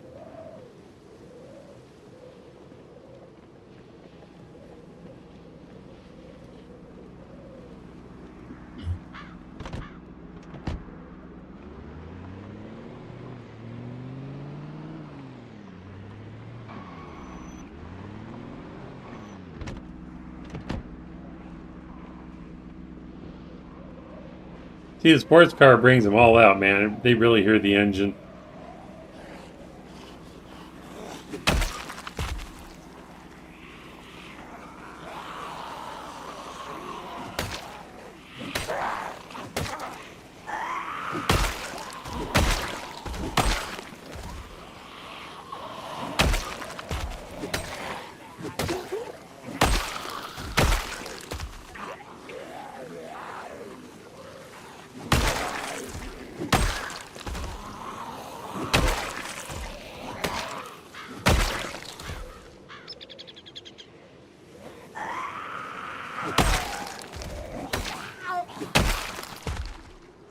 Alright, anybody got anything cool? If I didn't shred it with the axe. I can never turn down a hunting knife, you know what?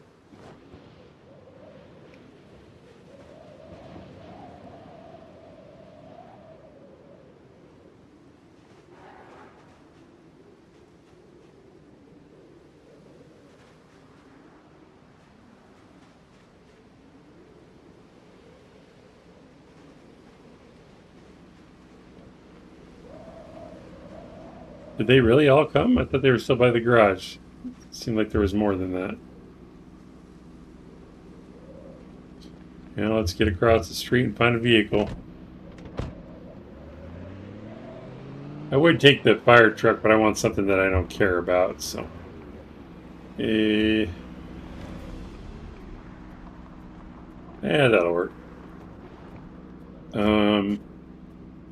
It's probably a standard too, so it'll be easier to work on. We got to cover that too. How difficulty varies from type to type. Because a lot of people don't realize that, and it can confuse you later.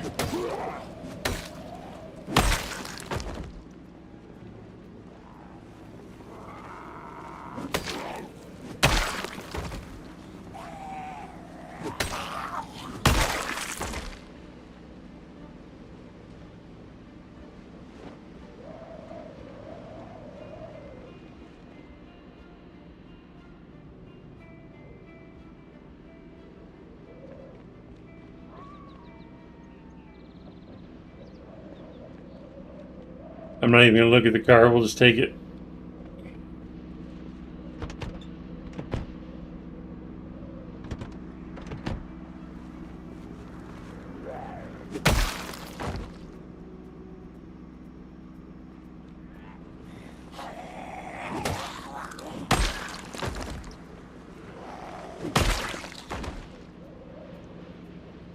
All right, I think we're clear.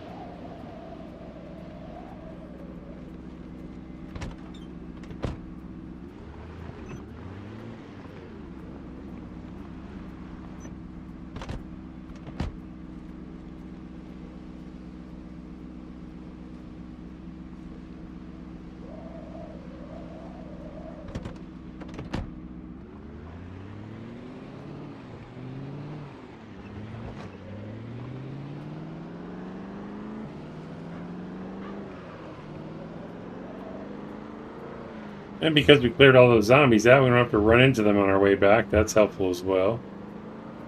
And we cleared out the cars, so it'll be easier to get in through the gate.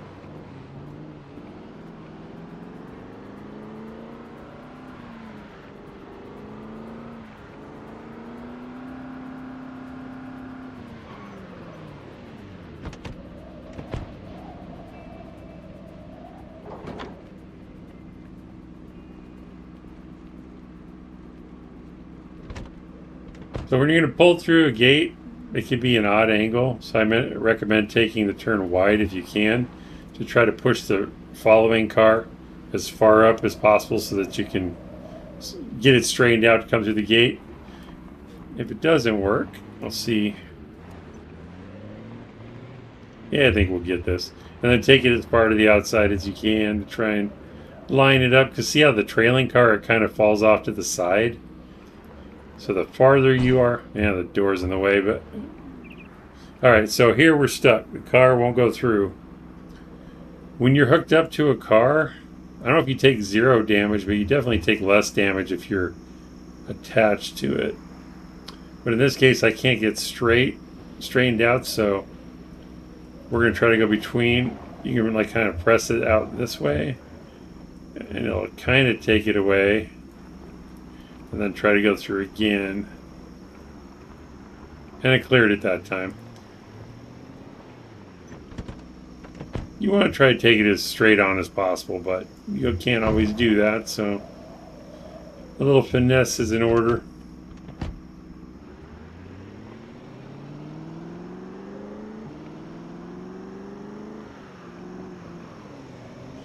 The HOA is not going to like me parking all the cars on the lawn, but that's okay.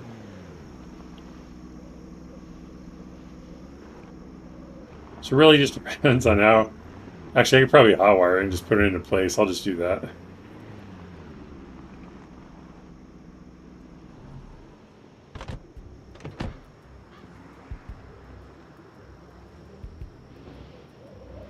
See what we got here.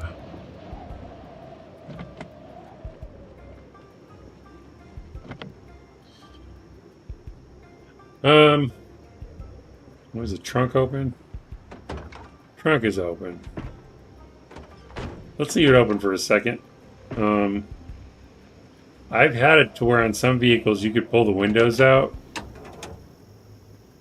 without having a key, but some you cannot. Looks like it's going to let us.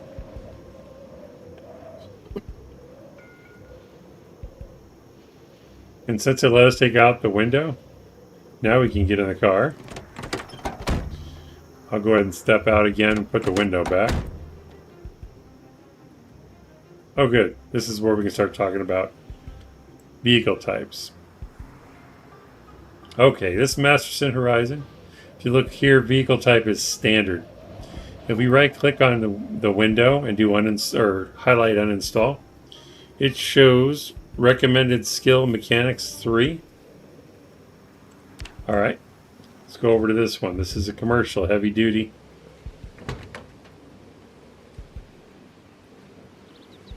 Same window, uninstall, mechanics level 3.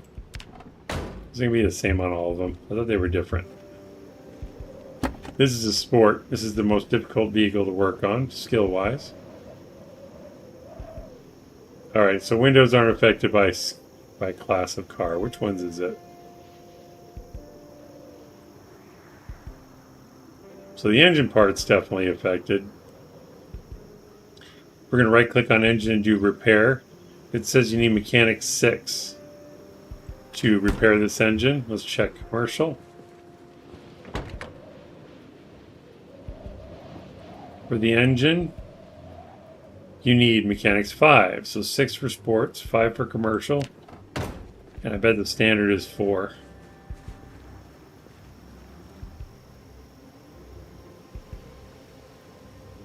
Engine, repair, 4. So, standard is the easiest to fix, then commercial, then sports. So when you're a low-level character, you may want to consider driving a standard vehicle at first, because you'll be able to repair it more. You'll be able to repair more of it and do a better job at repairing it, because it's an easier vehicle to work on. Like this, you might expect this Jeep to be commercial or heavy duty, but it's actually standard, I believe. Yep, vehicle type standard. So parts are interchangeable between the Jeep and this black car. Hey Whalegrin, welcome to the stream. Brought your smiling face, welcome, welcome. Okay, what else were we going to talk about on here? We talked about, and that works across other parts too, like suspension and brakes. I thought it was the windows too, but maybe not. Let's try gas tank. Gas tank on here is 5. It's still 5 for gas tank. Tires will be the same. What about brake? Well, we can do brakes now on a standard. What about suspension? Okay, so brakes and suspension on a standard we could do. Check heavy duty.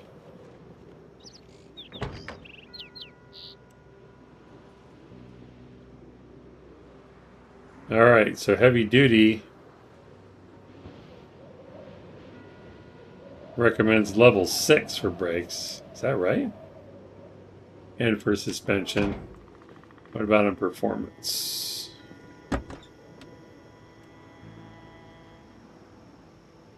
Level 7. So it'll be a long time before we can place the brakes and suspension on the cassette. So I just wanted to cover that so you understand standard vehicles will be easier to work on, then commercial, then sports. What else do we have? Seats we can install. Let's look at the standard vehicle because it's going to allow us to do more things.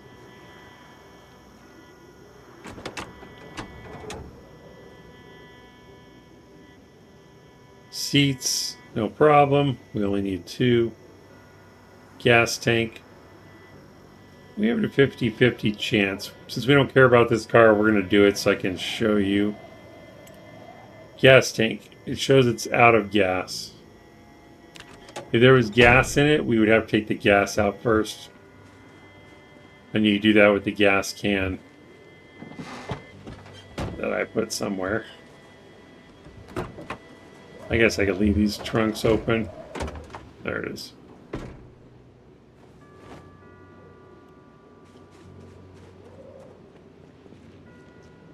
This side.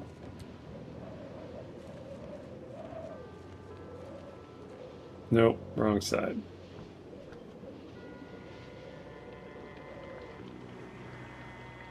That's good enough. So I'll put gas in here to demonstrate.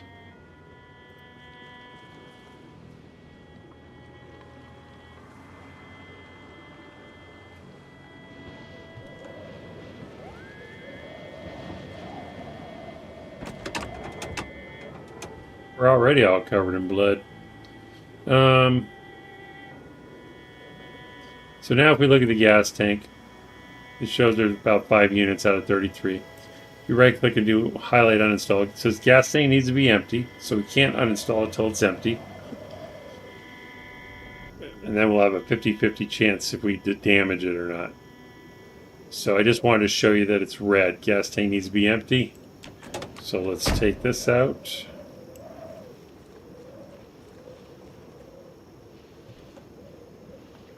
So you'll want to have empty gas cans around when you're repairing cars. Because if you have a full gas tank, you might need 4 or 5 gas cans to empty it. So we'll just drop this. You now go back in here. Right click on gas tank. Now you can uninstall it because the fuel is empty.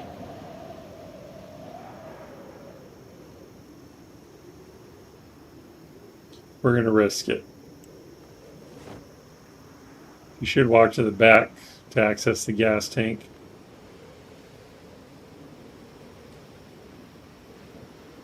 Now we watch this green bar, and if it goes red and says failure. Oh, we got it on the first try. That was, oh no, it does say failure. I didn't hear if you hear the wrench clinking sound, that means you damaged it. Right now it's at 77. Let's try again, uninstall. And you get XP every time you fail. You don't have to worry about the 24-hour cooldown if you fail. If you're willing to damage a car, you can gain a lot of XP. So we didn't damage it. That's good. We got lucky. 50-50 chance isn't terrible. Let's take a look at this thing. We'll put it on the ground.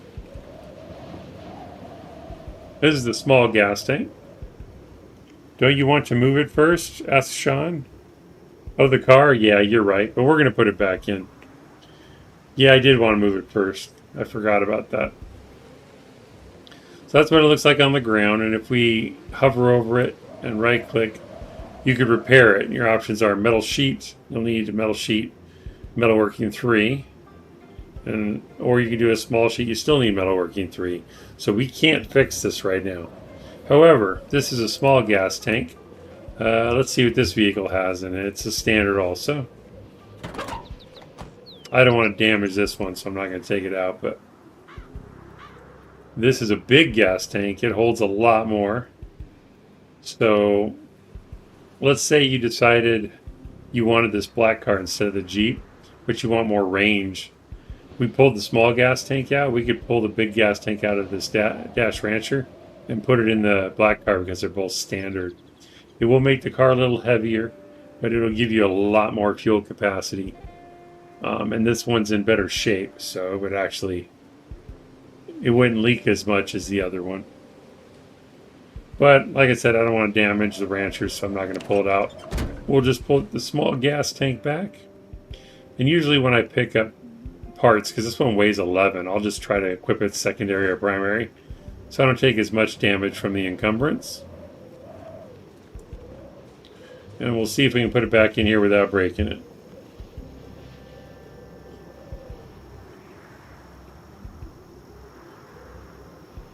So yeah, the options would be small gas tank, standard, or big.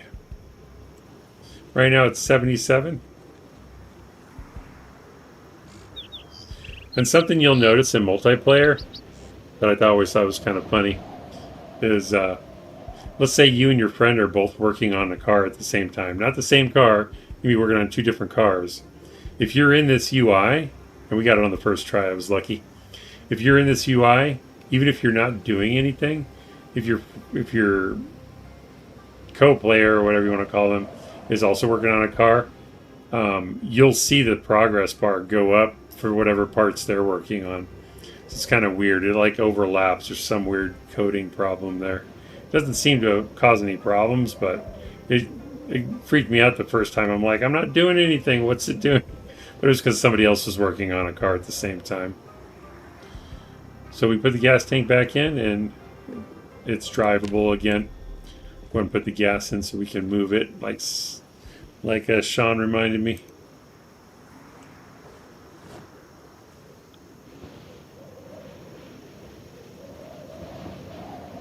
And remember, you don't have to find the gas tank. You can be wherever. As long as you're facing the car, just press V, and there's an option to add. You click it, you automatically walk to it.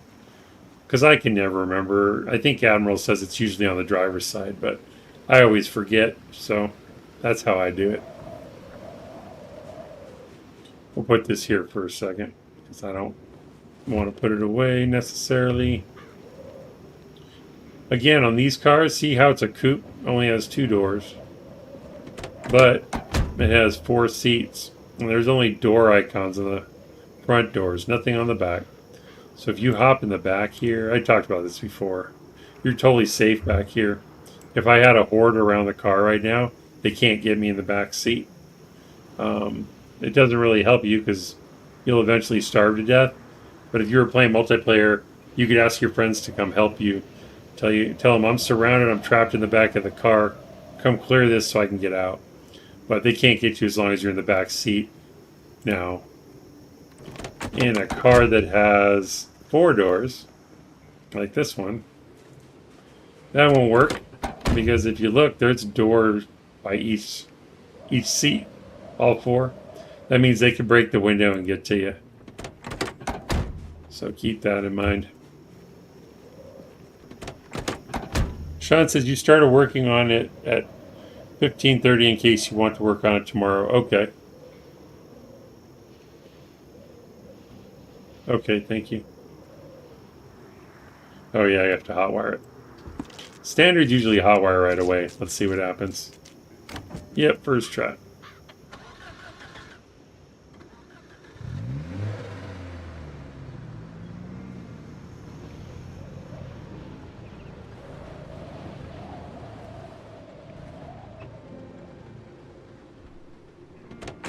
So really, if I was going to grind this out with these 5 cars, I would just put the time in.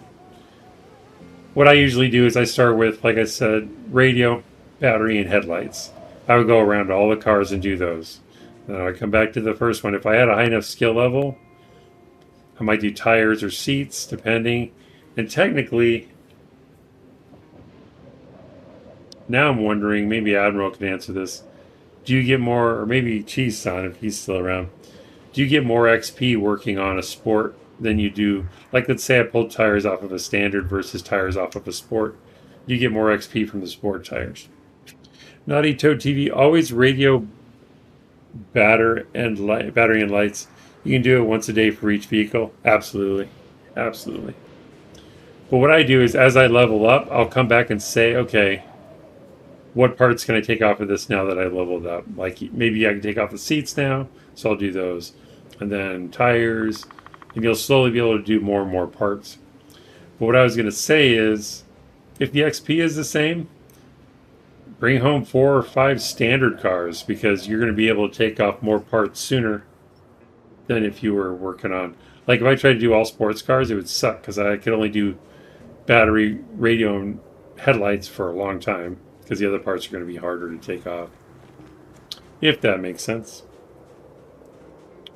Also about cars, I'm pretty sure I showed this a couple times, but just in case you missed it, let's say you need a battery, not a car battery, but you need a battery for like your flashlight. We can take out this radio. Now the radio's in our inventory. This one, the Value Tech. We right click on it. You could dismantle it if you want. You'll still get a battery, I think. You should. But if you want to put the radio back in the car,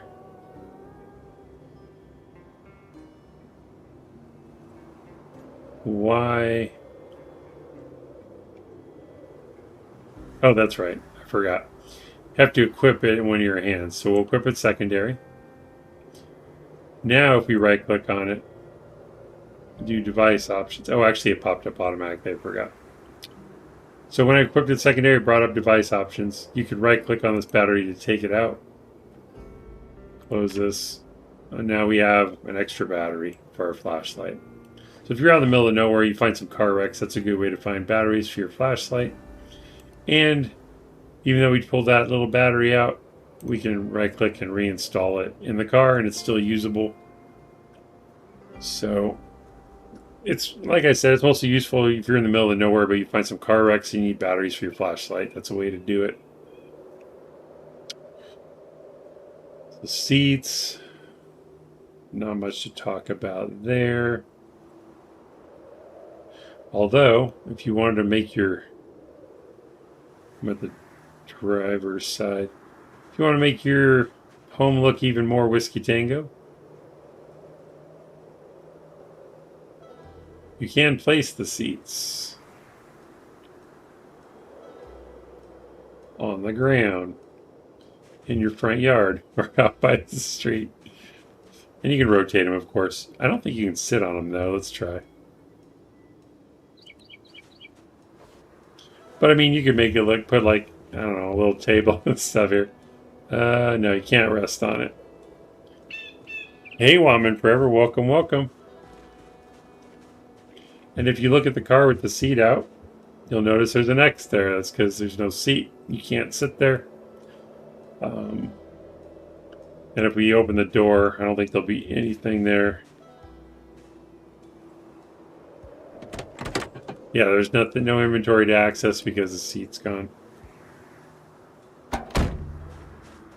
So we'll put that back.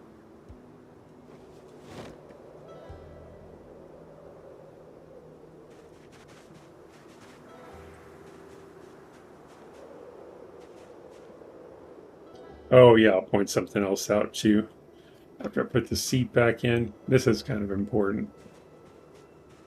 Because I think I watch a lot of people streaming, they overlook this, not the seat, but it's with the hood. It's a big problem. It's not really a problem. It makes sense logically, but people don't realize it.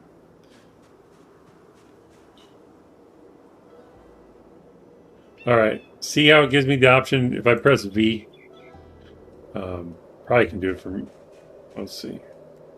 No, you have to be standing in the rectangle of the hood. Press V, there's an option to close the hood. That's because it's still open. Problem with vanilla cars is you can't see that the hood is open. The reason this is important is because it's open right now. Your engine is unprotected. So if you start running into zombies, the hood will not protect your engine because it's open. And the reason this happens, we'll go ahead and close it. If you press V now, it says open because it's closed. So let's say you hit E or U. You open the engine compartment. And, I don't know, let's say we're working on the taillights. We'll uninstall the taillights. Maybe they were broken, you want to replace them.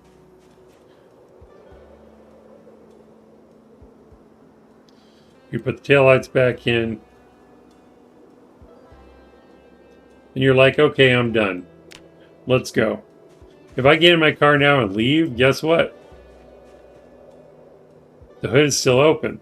Because we never walked back to the front of the car to close it.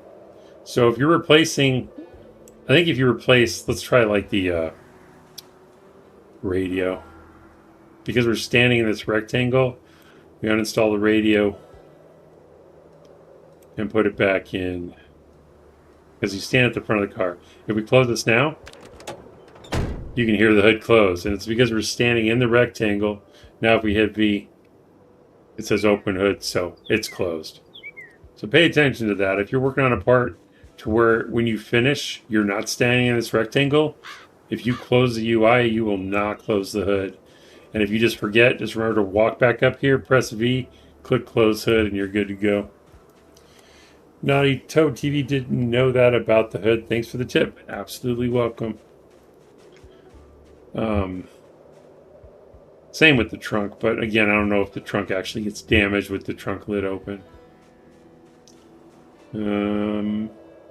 What else we got? I'm a little over time here, but I want to try and touch on everything that I can in this episode for mechanics. So, if you don't like using the list, like, it took me a while to overcome it. I prefer the list now. But I have this issue to where when I open up UIs, I'm the same way with websites. I see all this text and it's like white noise to me. It's hard for me to spot stuff. I've gotten used to it over time, so now I use these items. But you can also, like, let's say you want to look at the hood. But you're like, where the hell is the hood on here? Over time, you'll remember it's over here just because you've gone to it so many times. But if you'd rather, you can use the images instead. So you right click on hood, you get the same information as if you do it on the list. So if you prefer pictures, this is the way to do it. And I don't think I talked about it, but if you're trying to remove the suspension, it even shows you the condition. I didn't realize that. I forgot about that, which is nice. But if you right click on it and go to uninstall, it says front left tire needs to be uninstalled. So before you can work on suspension or brakes, you have to be able to take the wheel off. So even if you have the skill to fix these two items, if you don't have a jack, if you're missing a jack or a lug wrench or both, because you can't remove the tire, you won't be able to work on these parts either. So keep that in mind.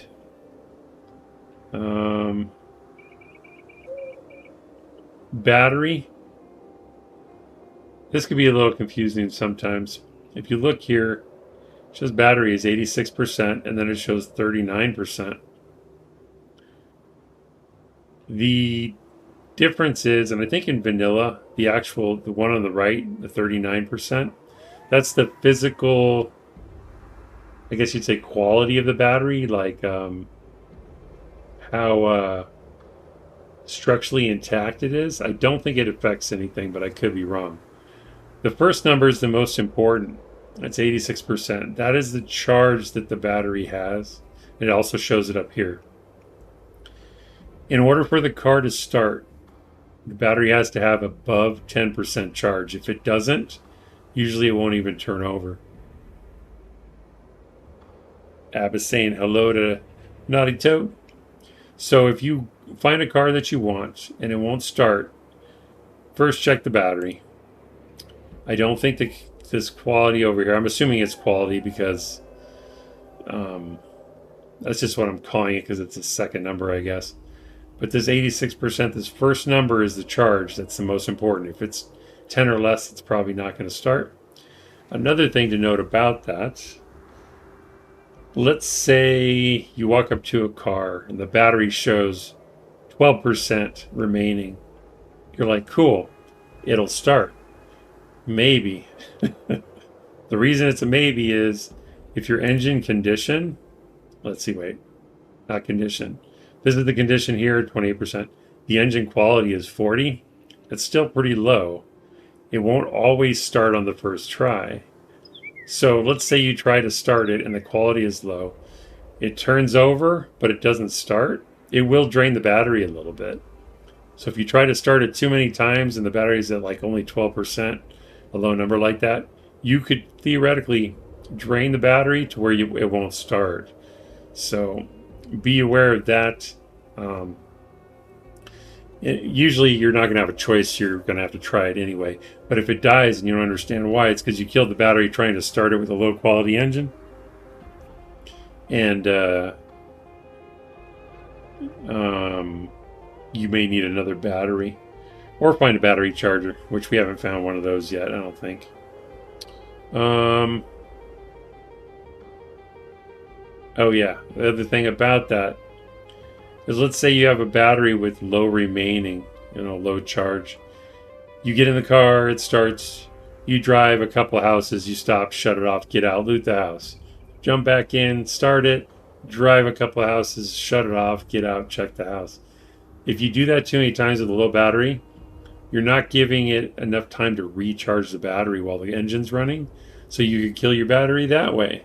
So if you have a really low battery and you're like making lots of stops, I recommend leaving your car running so the battery charges up while you're looting.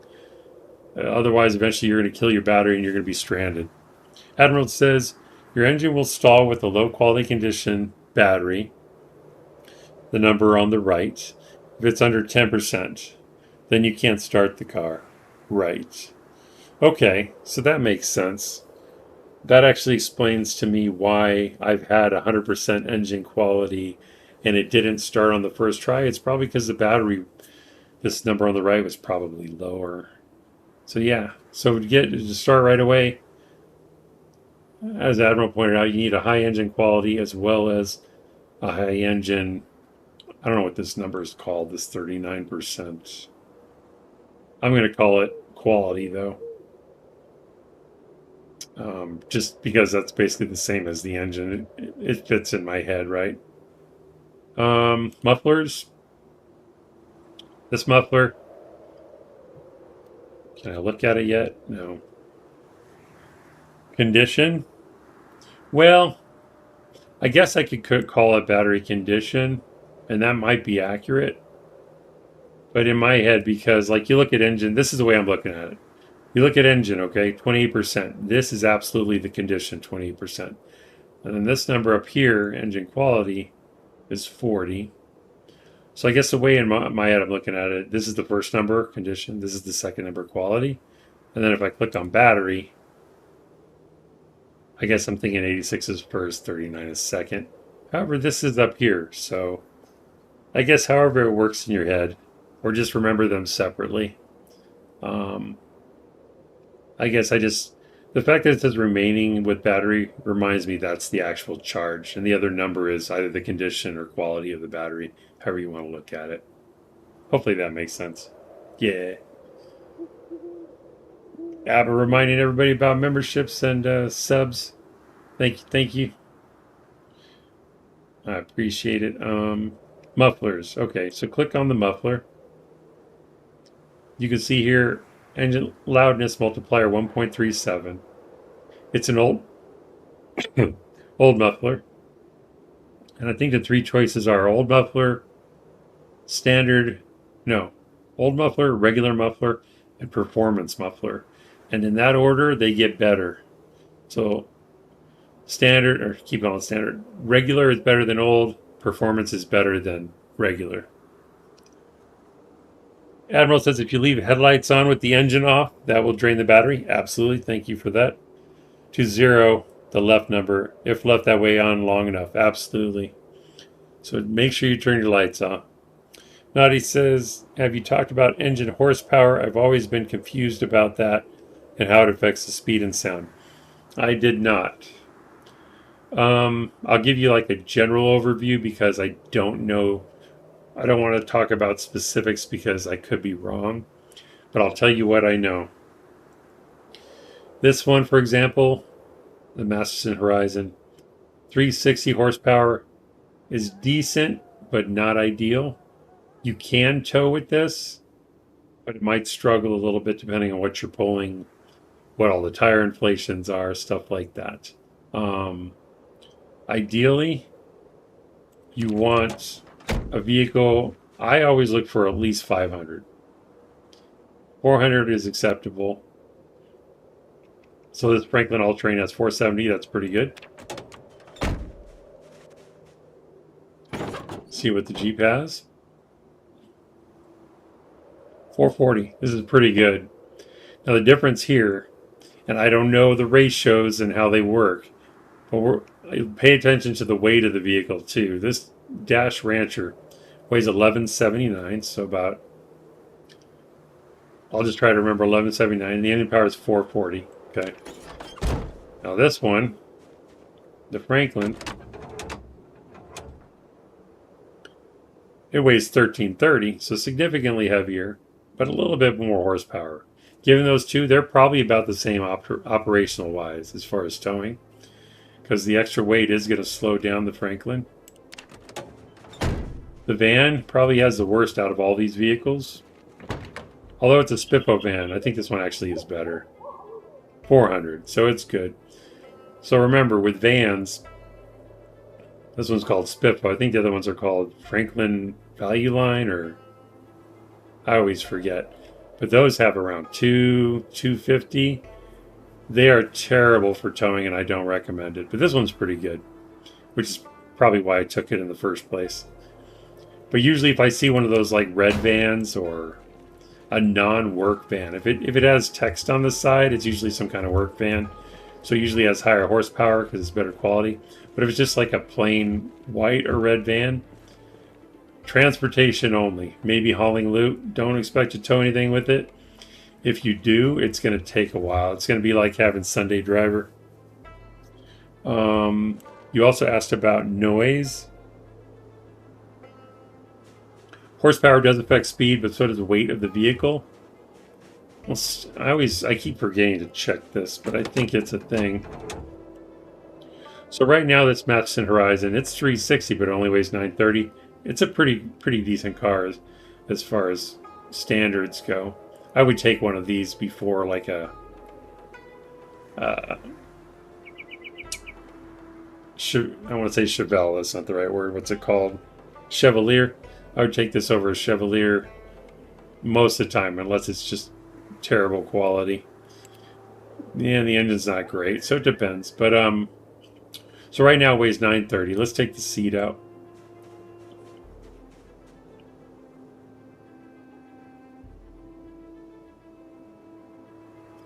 So you notice the weight of the vehicle is now down to 915. So the actual weight of the seat is also 15, which checks out. So what you can do is find a car that has the horsepower you want. If it has 4 seats and you don't want them for storage, take the back seats out. You'll lighten your car by 30 units. In fact, I think the commercial seats might even weigh more. So like if you have a 6-seater van, I mean, a lot of people like to use seats to store stuff, but if you don't care about that, you want something that moves well, maybe tows well, rip all the seats out that you don't need. I recommend leaving 2 seats in though, so at least you have 2 exits out of the vehicle. But if you're worth risking it and you want the extra weight, you can just leave the driver's seat in, take everything out. In fact, there's some modded vehicles when you race cars, when you find them, they only have the driver's seat just to make the car lighter. And every piece of the car that you take off, every part, will make the vehicle lighter. So if you need to do that to get a little extra speed or towing power out of it, you can do that. Admiral says pushing through zombies when surrounded matters with vehicle types. I know it matters with power. How does it affect with types? Like, how do types affect it? I'm curious about that. As far as engine, Naughty was also asking about the sound. This I could be wrong on. Well, half wrong. I know absolutely for certain that mufflers affect the sound. I don't know if the engine itself does, or if only the muffler controls that. But for example, this Madison Horizon, old muffler, loudness multiplier 1.37. Let's go over to the Rancher.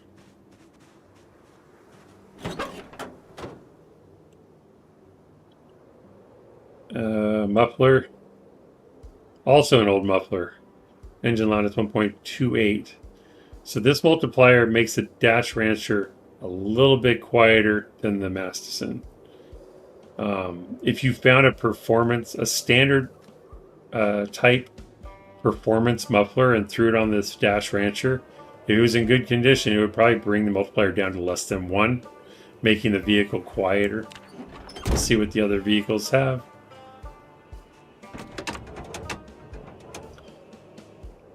My guess is, now that we're talking about it, this multiplier is applied to the engine type, maybe? And that's why it's a multiplier, as far as increasing or reducing sound. Now this one's a performance muffler, but it's a heavy-duty type. But the reason the loudness multiplier is 1.38, which is pretty high, it's because the muffler is only 40% condition. If we uninstall this, actually it doesn't say we can repair it. So in vanilla you may not be able to. There are mods that allow you to repair it. But what you could do is look for a performance muffler that's new and replace this one to make the engine, or to make the vehicle quieter. So mufflers are important. Probably the quietest vehicle in the game in vanilla would be, I better get rid of some of these moodles. Would be, a generator ran out of power. Alright. That's what I get.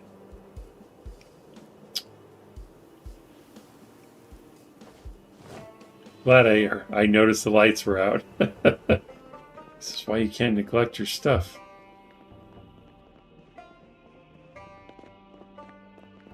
But the quietest car in vanilla is probably the, what's it called? The Dart? There wasn't much gas in there.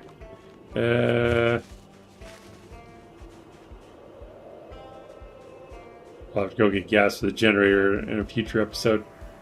But if you had the Dart with a brand new performance muffler on there, that'd be the quietest car you could have. As far as I know. Small engine, small car, brand new performance muffler.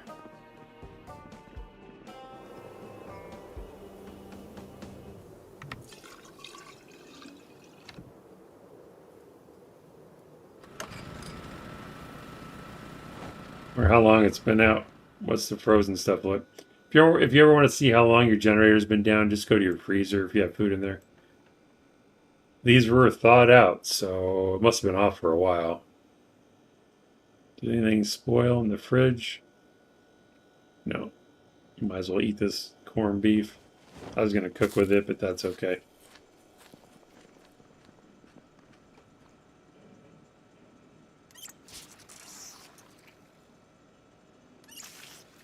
Hey, Jackerbox. Welcome to the stream. Welcome, welcome. Should probably go to sleep to have a cigarette. Did I turn on? Oh, there it is. Why is it so dark over here? Light is on, right? Weird. We'll save the pie. What I have that will fill me up quick.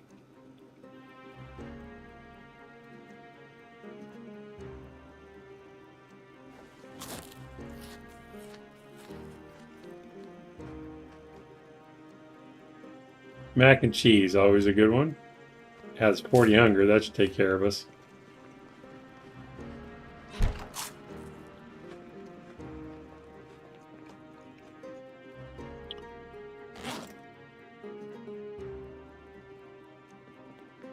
Put some of this stuff away.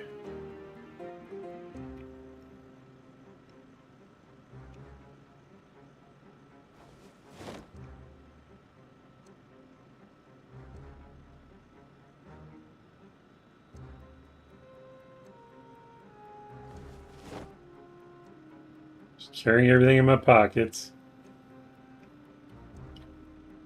What's in my pack then?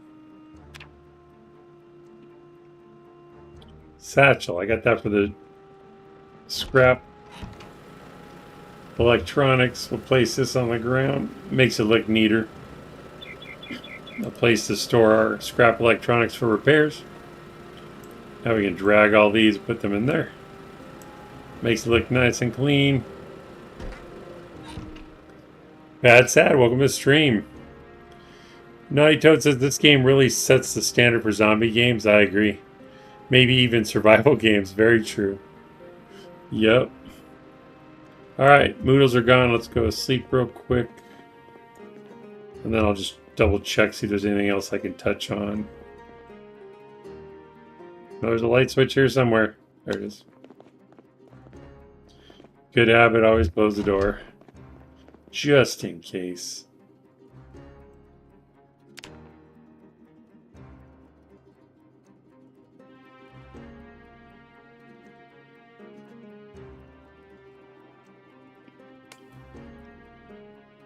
What the heck was that sound? It sounded like a light bulb burning out.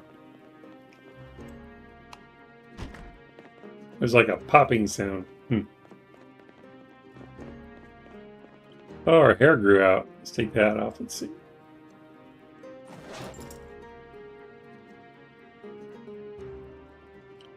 Yep, got the shaggy. Gotta cut it. It will bother me. Oh, scissors are on the counter. I think I've shown haircuts before, but just in case, click on your heart and go to info. Right here where it says hair long, click change. I always do grungy long. It has that Lilu Dallas / Maggie from The Walking Dead look. Just like that. It's my favorite one anyway.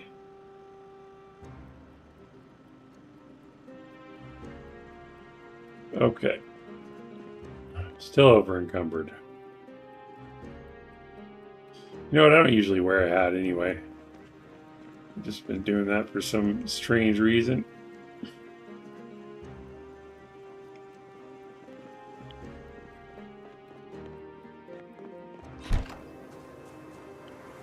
Okay. Look in the engine compartment again. Talked about mufflers. There's no option to repair it on here. Actually, let's take it off with the other car. I just want to see if there's an option to repair if we remove it. Or if that's a mod.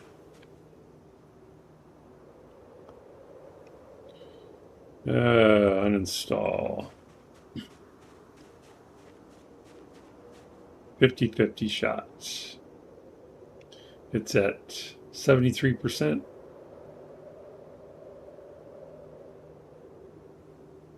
Oh, we got it on the first try. And if we'll show what it looks like on the ground.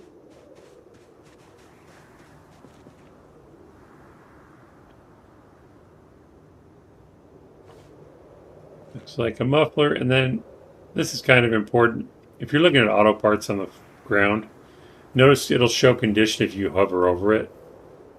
Otherwise, the only other way you can see it is and also if you're holding it, you can hover over it.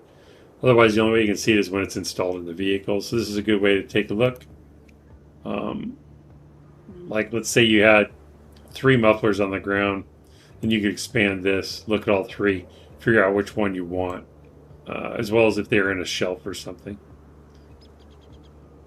But there is no option to repair it, so in vanilla Zomboid, if you want to have a better muffler, you have to install another one. You can't repair it.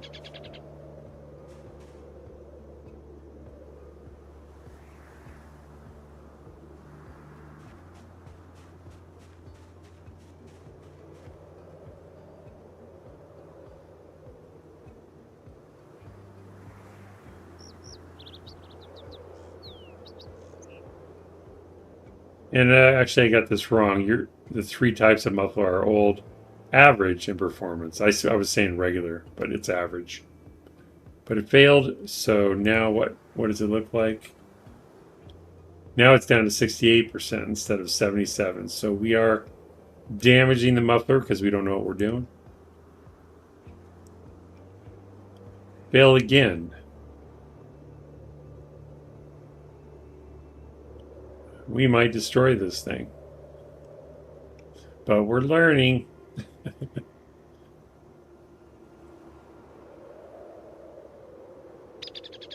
Alright. So we installed it. Now it's down to 60%. So we lost 17% condition on the muffler trying to install it as a rookie. And again, hood is still open. Okay.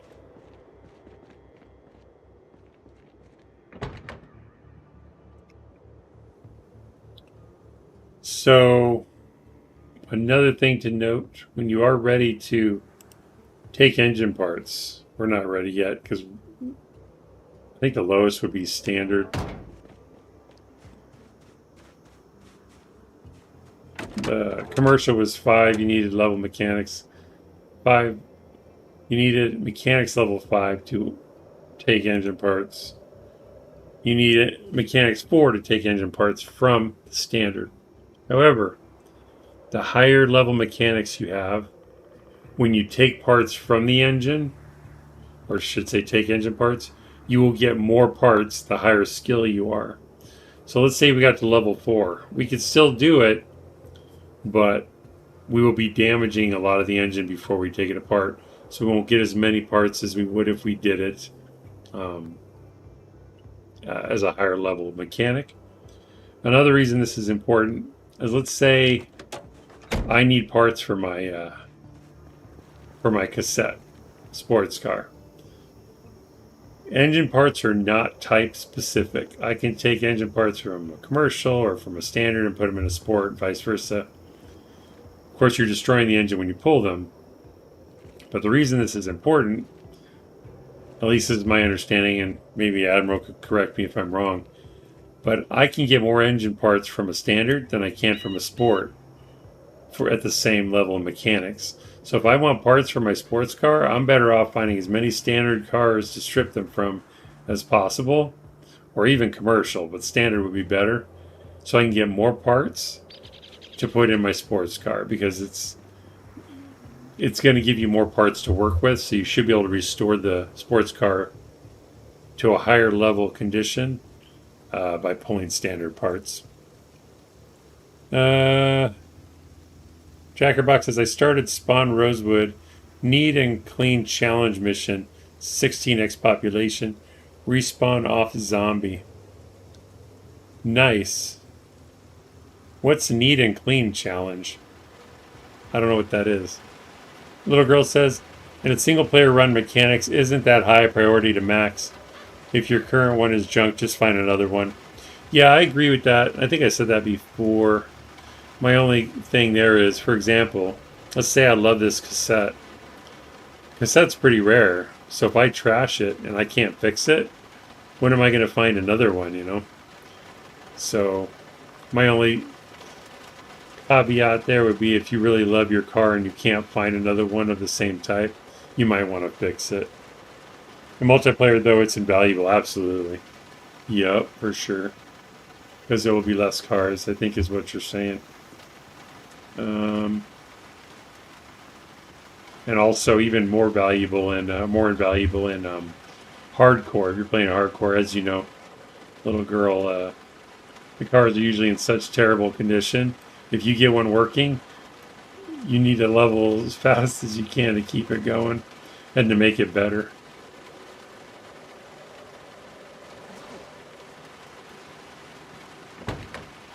See if I forgot anything else. Talked about brakes, suspension. Plus, no one in multiplayer likes a car goblin. Very true. Very true.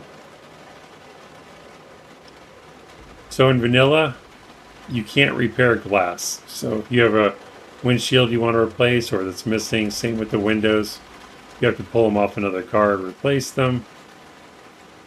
Headlights, or I should say light bulbs in general. If you need headlights, like both your headlights are shot from crashing into zombies,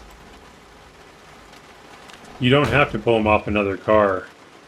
Miraculously, you could take a light bulb out of one of these lamps here, or even a lamp in the house. This one not have a light bulb.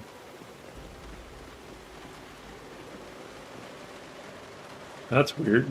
Must have burned out. Maybe that was the popping sound I heard, was the bulb dying. So here, right click on the lamp, you could do remove light bulb, and you could use the light bulb to put in your car, in the headlight. So if you need headlights and you have no vehicles to steal them from, you can take them from those. You can take them from lamps inside the house. I think if you disassemble TVs, you get light bulbs, although I don't know if you get white ones. We can probably test it next door real quick.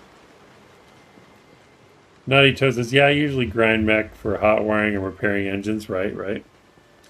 Little Girl says, it's understandable to tow a few junk vehicles from traffic jams for use as mechanics training. Yep.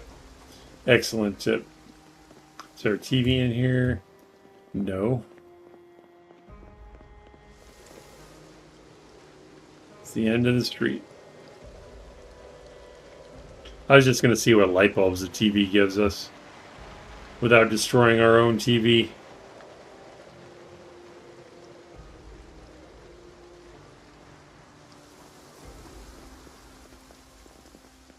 Here we go. This is the mid-size TV. What is it called? I was wondering that the other day. It's just Value Tech. Okay. So we'll right-click on it. Disassemble. See what it gives us.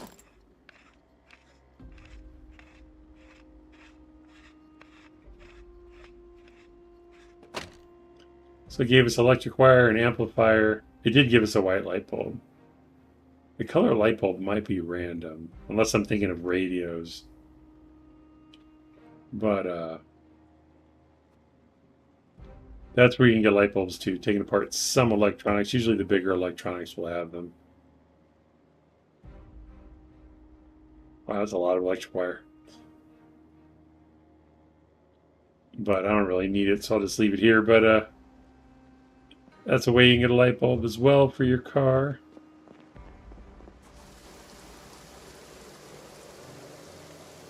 Admiral says, wow, never knew TV gives bulbs. Yeah. Which is funny because there was one episode or one stream Drunk on Life was doing where he needed batteries for his flashlight. He'd probably be pissed if I told people this, but everybody saw it happen. It wasn't just me. So he runs into a house, into different houses. He starts taking apart TVs. He's like, I need a battery for my flashlight. So he's just disassembling TVs. You can't get batteries from TVs. But we let him do it anyway because it was hilarious.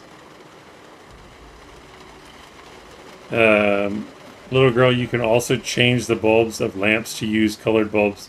Perfect for ambiance and mood lighting. Absolutely. And when I checked the wiki the other day, there are 10 different colored light bulbs. Did you know that? I thought there was just like red, green, white, maybe yellow, but there's like magenta. There's all kinds of stuff. Lots of colors. Apache says, but Snow Beetle, it is unrealistic to put a normal bulb in a car. Normal bulb in a car. Well, maybe it's some special new standard because, you know, car manufacturers are excellent at standardization, right? I feel like there was something else I was going to do and forgot. Does this have any different parts? I don't think it does. Little girl says, yep, there's plenty of colors. However, binding them is a different thing. Very true. Drunk on Life is great. The guy can handle a horde with his eyes closed. He is. He's awesome. Jackerbox says, be right back.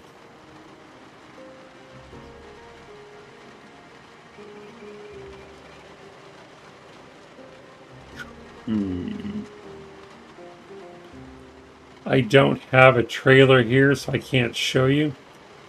But if you find a trailer, if you open up this vehicle mechanics, which there would be no hood, so you can't go to the hood to open it.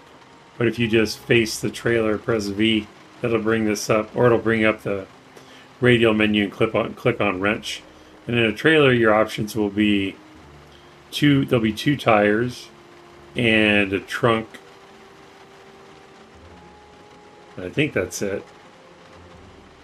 Because there aren't any brakes or lights or anything on it. Although you will see the taillights light up if you have it hooked up to a car. If you hit the brakes. But you can repair it the same way. Trunk with metal and skill, and then tires. You can pump them up or replace them. To get it to hold more and run smoother. And trailers take standard size tires as well. Vanilla, you can't fix the heater, you can't fix the glove box.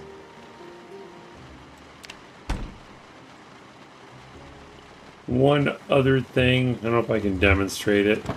Admiral taught me this.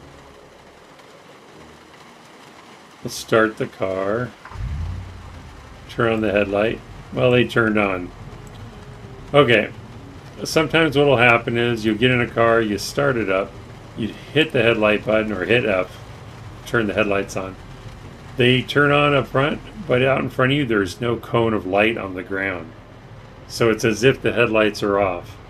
If that happens, I don't know if you call it a bug or whatever, Admiral pointed out you just hit the brake, which is the space bar, and it'll reset it. And if it's on, the cone light will show up. So if you ever can't get the lights to turn on, that's another way you can fix that problem. We talked about towing. We'll talk about towing a little more here.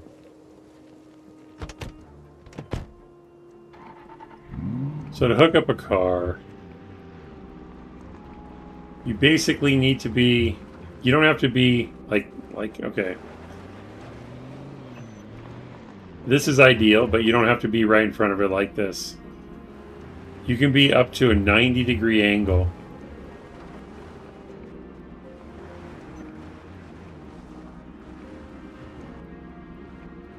Should work. Yeah, so we could hook it up there. And the reason that's important is maybe there's a tree right here and you can't quite get to the car, or it's blocked in some other way. You don't have to be right in front of it. You can be at a 90-degree angle, just close enough to hook up.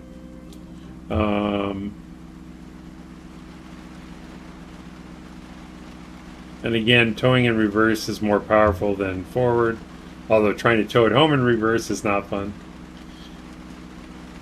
Rex says, early version of PZ did make a distinction of bulb types. Really? House-type light bulbs did not fit into cars in earlier versions of PZ, and the bulbs did not list out as different. Wow, that must have been annoying. So that's for towing.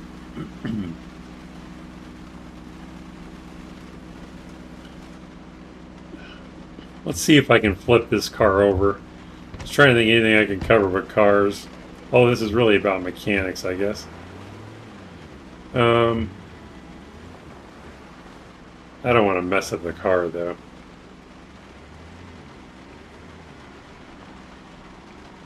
I'll just explain it. Let's say this black car is upside down or on its side. You can still hook up to it.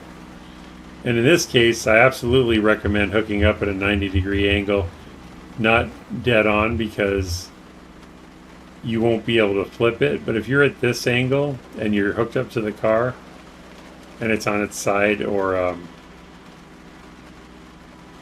even if it's upside down, but easier if it's on its side, if you slowly back up, you could flip the car back over. I've found slowly is better than going too fast. Like, some people will floor it. Usually that just bounces the car around and it doesn't right itself. Same with the trailer. If you find one overturned, that's a way you can get it. Or if you accidentally flip yours. You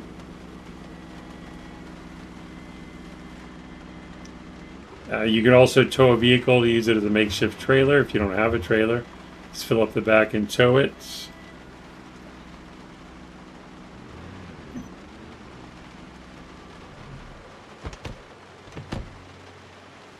Trying to think of anything else about mechanics. We talked about the tools you need. For repairs, let's go over here actually.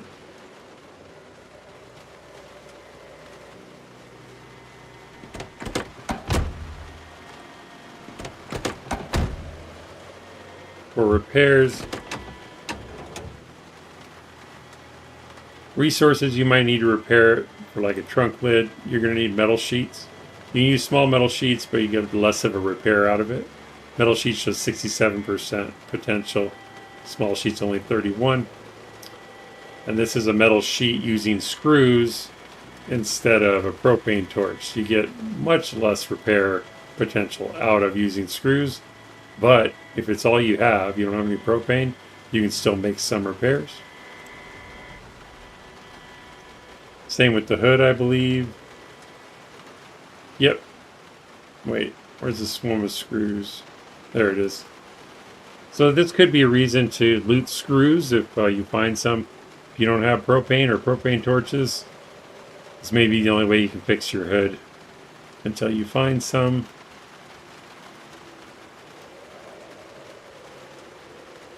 I'm pretty sure it's metal sheets to repair doors as well. I don't remember if you can do it with screws or not.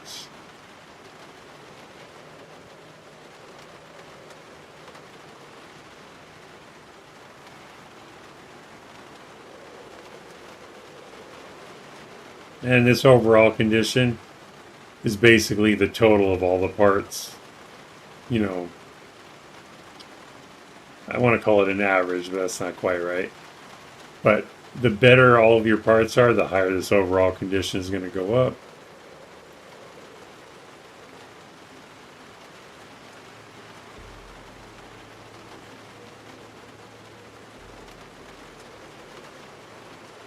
Wheel friction is important, though. The better it is, the less you're going to slide around. So if you want to be doing some drifting, you might want to find some tires that have less friction. I can't drift in this game to save my life, so it's a skill I have not acquired. But I think that's pretty much it about mechanics. I don't think I've ever clicked on the information button.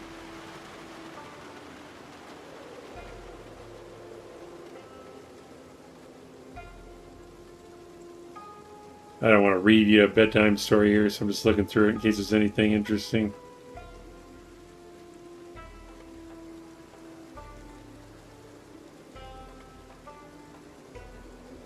Yeah, nothing magical in there.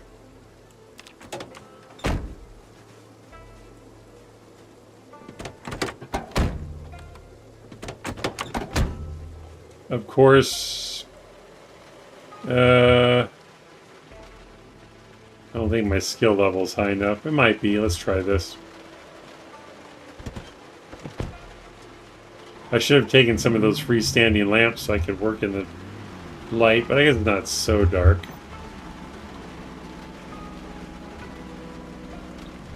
So it's good to note that front and rear windows, no. So here we have two front windows, left and right. This one doesn't have rear. But it's important to note, front windows can be swapped with each other. Rear windows can be swapped with each other.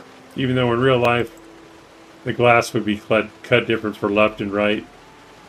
In Zomboid, you can swap them. And the reason this is important, if you have to break into a vehicle on this one, I had to break the right window, which is the passenger side.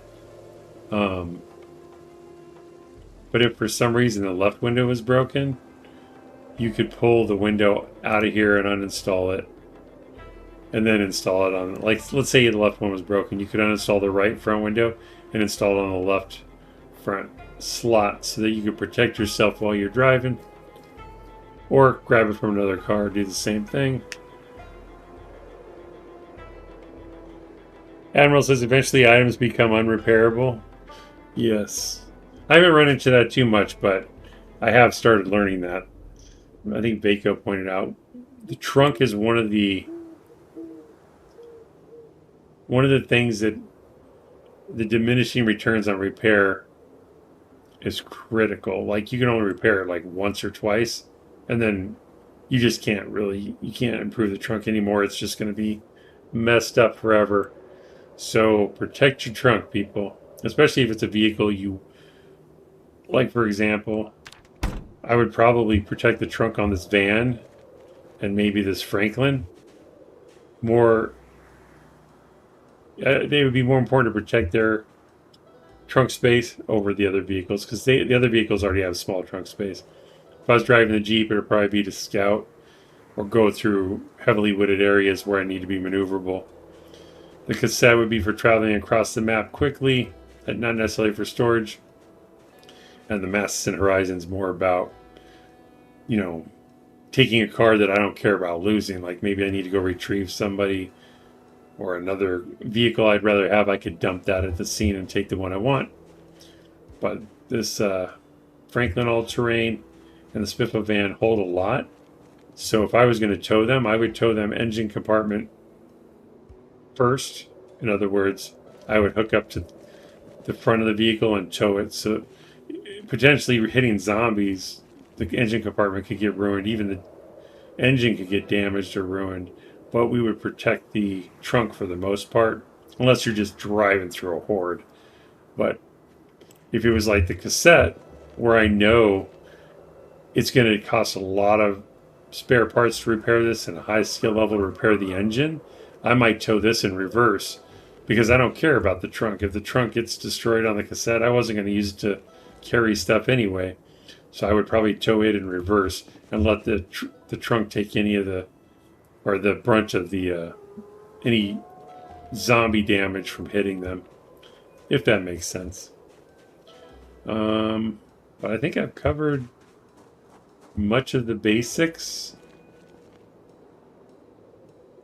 And in the future, if I think of anything else, I'll bring it up. But that should give you a good rundown of mechanics. How to take care of your vehicles. I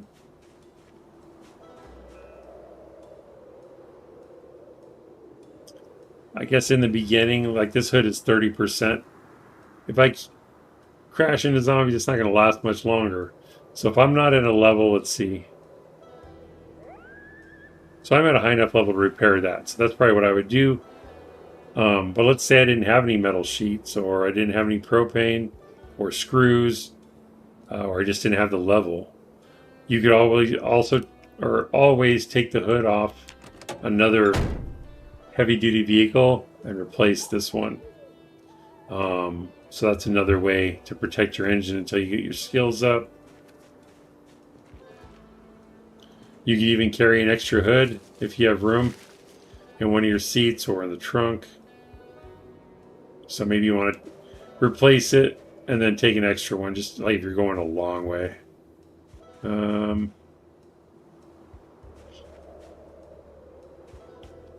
Another thing that comes to mind, let's say you find a car wreck that is, or just a car in general that is just destroyed. Like, you need to move it, maybe you're going to use it for training, but it's not drivable at all. Like, it's going to take a lot of work to fix it, but you need to get it out of the way. And because the tires are in such bad shape, it's like dragging like horribly when you try to tow it. Surprisingly enough, if you take all the wheels off of a car in Zomboid, it's like super easy to tow. It like slides all over the concrete. I don't know about through the grass. I think it's still easier.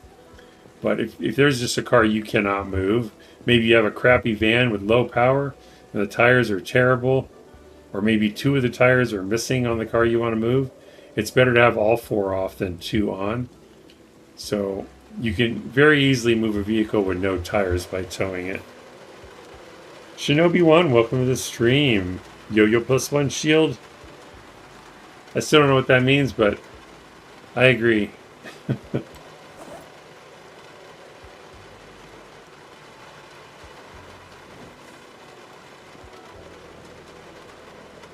But in the future episodes, or future streams, if anyone thinks of a question they have, or if you're watching this after the stream has ended, and you have questions about mechanics, feel free to ask me in the comments, and I will do my best to answer. Is there anything else I needed to do? I put some gas in the generator.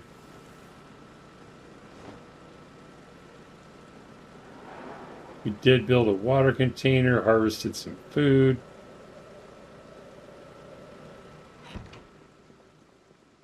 I think that's it for me today, folks. 3 hours.